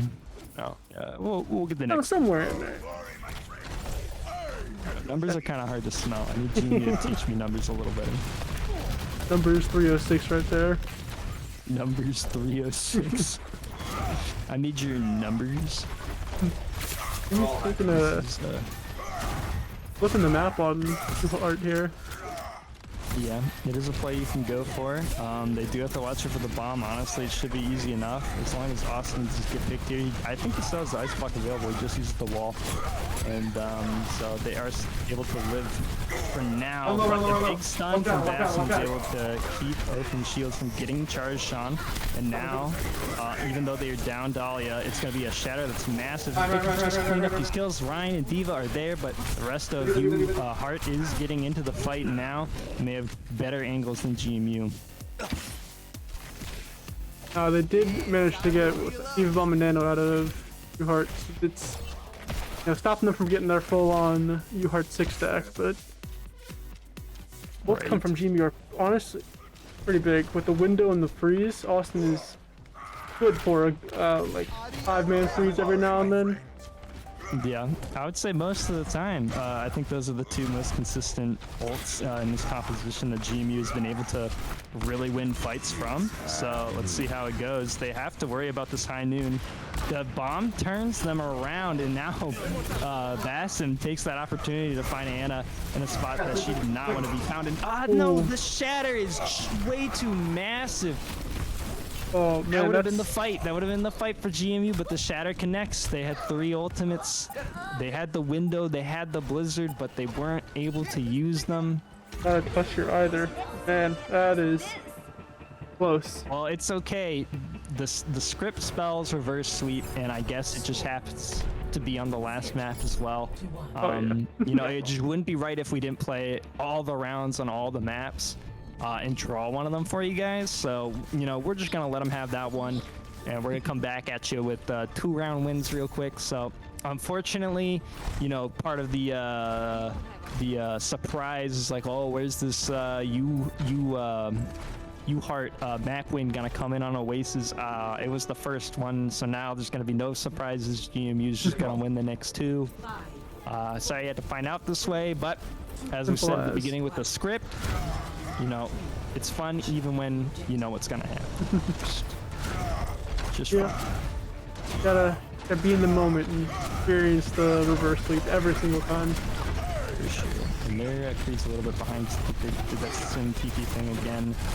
Open Shield's in a scary spot, but does end up being the reason that their Reinhardt is going to go down first in the fight. And yeah, actually, the Immortality field doesn't connect for UHart. Austin gets picked there because UHart is actually playing with some really good angles right here, but gets shut down by Bastion. So now, he gets both supports. He's got 2 kills in the fight. He's taking the duel on the Kree and gets that kill too. Basim, 3 kills in this fight. Now GMU, the frontline battle, is easily won by Oak and Deus, the support of Bionic Waffle and Dahlia. Team really just showing off that he's seen the script too, and he's like, the script is empowering him to hit these shots and win these duels. Pressed Q on his keyboard just now. It wasn't him. Yeah.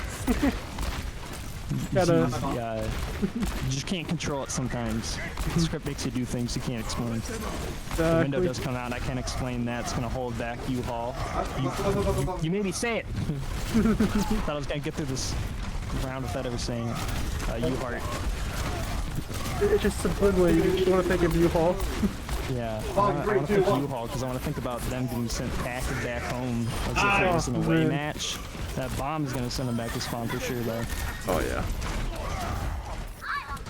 Yeah, GMU was on the last legs of that fight, so that bomb really came in clutch for him.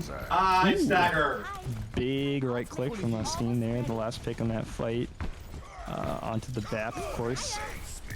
It's going to be, oh, I almost did your color there. Let's see. Yes. Got team coming in with the beat and the freeze, which again, while this is not canceled, these 2 ults are huge for the team. Open with that high noon, but GMU is going to be able to kite that with the speed. Dahlia actually takes a different route from the rest of the team. Is looking to get a beat, maybe from a different angle where they won't get stunned. The blizzard coming out for Austin actually, and it's going to be big enough, honestly. If you can get like one of the blizzard like that, that's going to be a fight win. And so now GMU is looking great for this fight. They have the high noon available, and they have the beat available as well. Deus does go down. Looks like GMU is maybe going to let this flip. They're feeling comfortable that honestly that you know, UHart may use some more ultimates here, and they do with the beat, so that may work out pretty well for them. With UHart using that beat there, that pretty much put the period on that sentence that the fight's over, and we just need to not invest and come back with as many ults as we can and win the next fight. For sure. GMU's done pretty well on the kiting too, and re-engaging has been working out pretty good, except for when they get shattered on the way in, which could be a risk right here. They're gonna throw out the window first now, so they're not gonna be caught with that ult not being utilized in this fight. They force UHart into a very awkward scenario here where they can get a good wall, but Oak still has to hold this shatter up against this, or hold the shield up against this potential shatter. And oh my gosh, he was holding it for so long, but gets frozen because he's holding it too long. And now Dahlia is going to throw the beat on top of that to sustain. GMU is looking to take this round back and force this to the last round of Oasis. They have to get these members quick though. They have the target focus. It's Diva, it's BAP. They get the Mei in there too, which I didn't think would get out of the ice block so fast, but now BAP's taking the 1v1 duel. Bionic Waffle looking to establish dominance. Does get that Mei away. And now, Pretty much. 91, 92. It's going to be the Doom potentially with the touch. They just have to watch out that this Doom doesn't get a pick on the way in, because Austin does have the Blizzard that could be massive. And the D.Va goes to touch, so he could... yeah, okay. You know, that's honestly the better play. He looks to get the freeze onto the D.Va, and now the path that Reinhardt and May needed to come in and touch this point. Ah, shoot. Yeah, it's okay. You know, GMU's got numbers. The Shadow gets canceled, but everything's working out so far, except for the Doom. It's close. It's very close. So, Oh yeah. Bionic Waffle's going down. Ah, shoot, they had it. It was so close. That freeze, there was so many points in that fight that could have gone right for George Mason. Just Didn't quite finish it. They do have ult come back, but not something I can say for UHart. All the swaps that they had to make. I just hope that the GMU's been staying on top of the ults they have been tracking on the side of UHart. It can be kind of hectic. They know they kind of have no ults, and they don't have to play around scared around some of the ults that they do have. And now this bomb might be huge, honestly. It forces a lot of cooldowns. They have to watch out for the Doom in the back, but Deus is there. Unfortunately, Oak gets picked first. Austin is able to hop on the point, but the Deus does get this eat on the Blizzard, which is massive. That team needs a big high noon, though. Unfortunately, there's too many resources on the side of UHart that is able to keep them up, and they're able to play slow enough to get their ults, and now GMU so close to getting that reverse sweep. Man. Does not get the reverse sweep. Not quite in the cards. Not quite in the cards. We misread the script. It was GMU doesn't get reverse sweep. Sorry about that. I gotta get back to my English course. I forgot how to read. Yeah, my bad. Yeah, I forgot. You know, after numbers 306 was reading 101, and I just always skip that class. The homework for it is a little difficult to do. Dang, it was so close, Gene. We just got a little antsy in that one fight before last for the lost point. They were on top of the target focus, and I really think they had it into the next fight. But just I guess the fight was taken on like different angles, and but they wanted to hold the choke, but you know, like there's the Doom they had to go and deal with, and it was just a little too much for GMU to handle all of those things, and so they do go down to UHart, but in a very exciting match, nonetheless. For sure, for sure. All right, well, thank you so much for everyone joining and watching some Team Yellow play. The next game for them will probably be next week. Again, the what we call OW Patriots, the A team, will get stream priority. Currently, Yellow is 1-1 in their CSL Challenge League, which is like the one for extra teams that didn't get in varsity, because we have a team playing in varsity. That's where our A team is playing. Currently, they are, I believe. Did you move up to 6-0 because of the forfeit tonight? I think we. I was supposed we're gonna have to work through that, but we might have that match Wednesday. Okay, so they didn't get the FF for that. Okay, so then that means GMUA is currently 5-0 after the reverse sweep against Shenandoah, the last undefeated team in their division. So don't miss whenever that next match is, if we're able to stream it Wednesday, or if you guys are just gonna have to catch it next Monday at around this time. I think your matches start at 7, which is different from 7:45 of this one. But again, thank you all for watching. I'd like to thank my crew, Vinny, as well as all the staff at GMU that makes all the assets that you see on stream. You got to do the typical streamer thing, you know, like thank the raids. Basim, big raid at the beginning of the stream. Welcome to the GMU Esports. He's been here a while. Anyway, I don't know. I'm dragging this out. I've been Hamster Quest. I still am, joined here by Zappat, and we'll catch you guys in the coming weeks. Make sure to hit the follow, because we stream more games than just Overwatch. But it's your favorite probably if you're here, right? We'll see you guys next week for that. For sure. See y'all.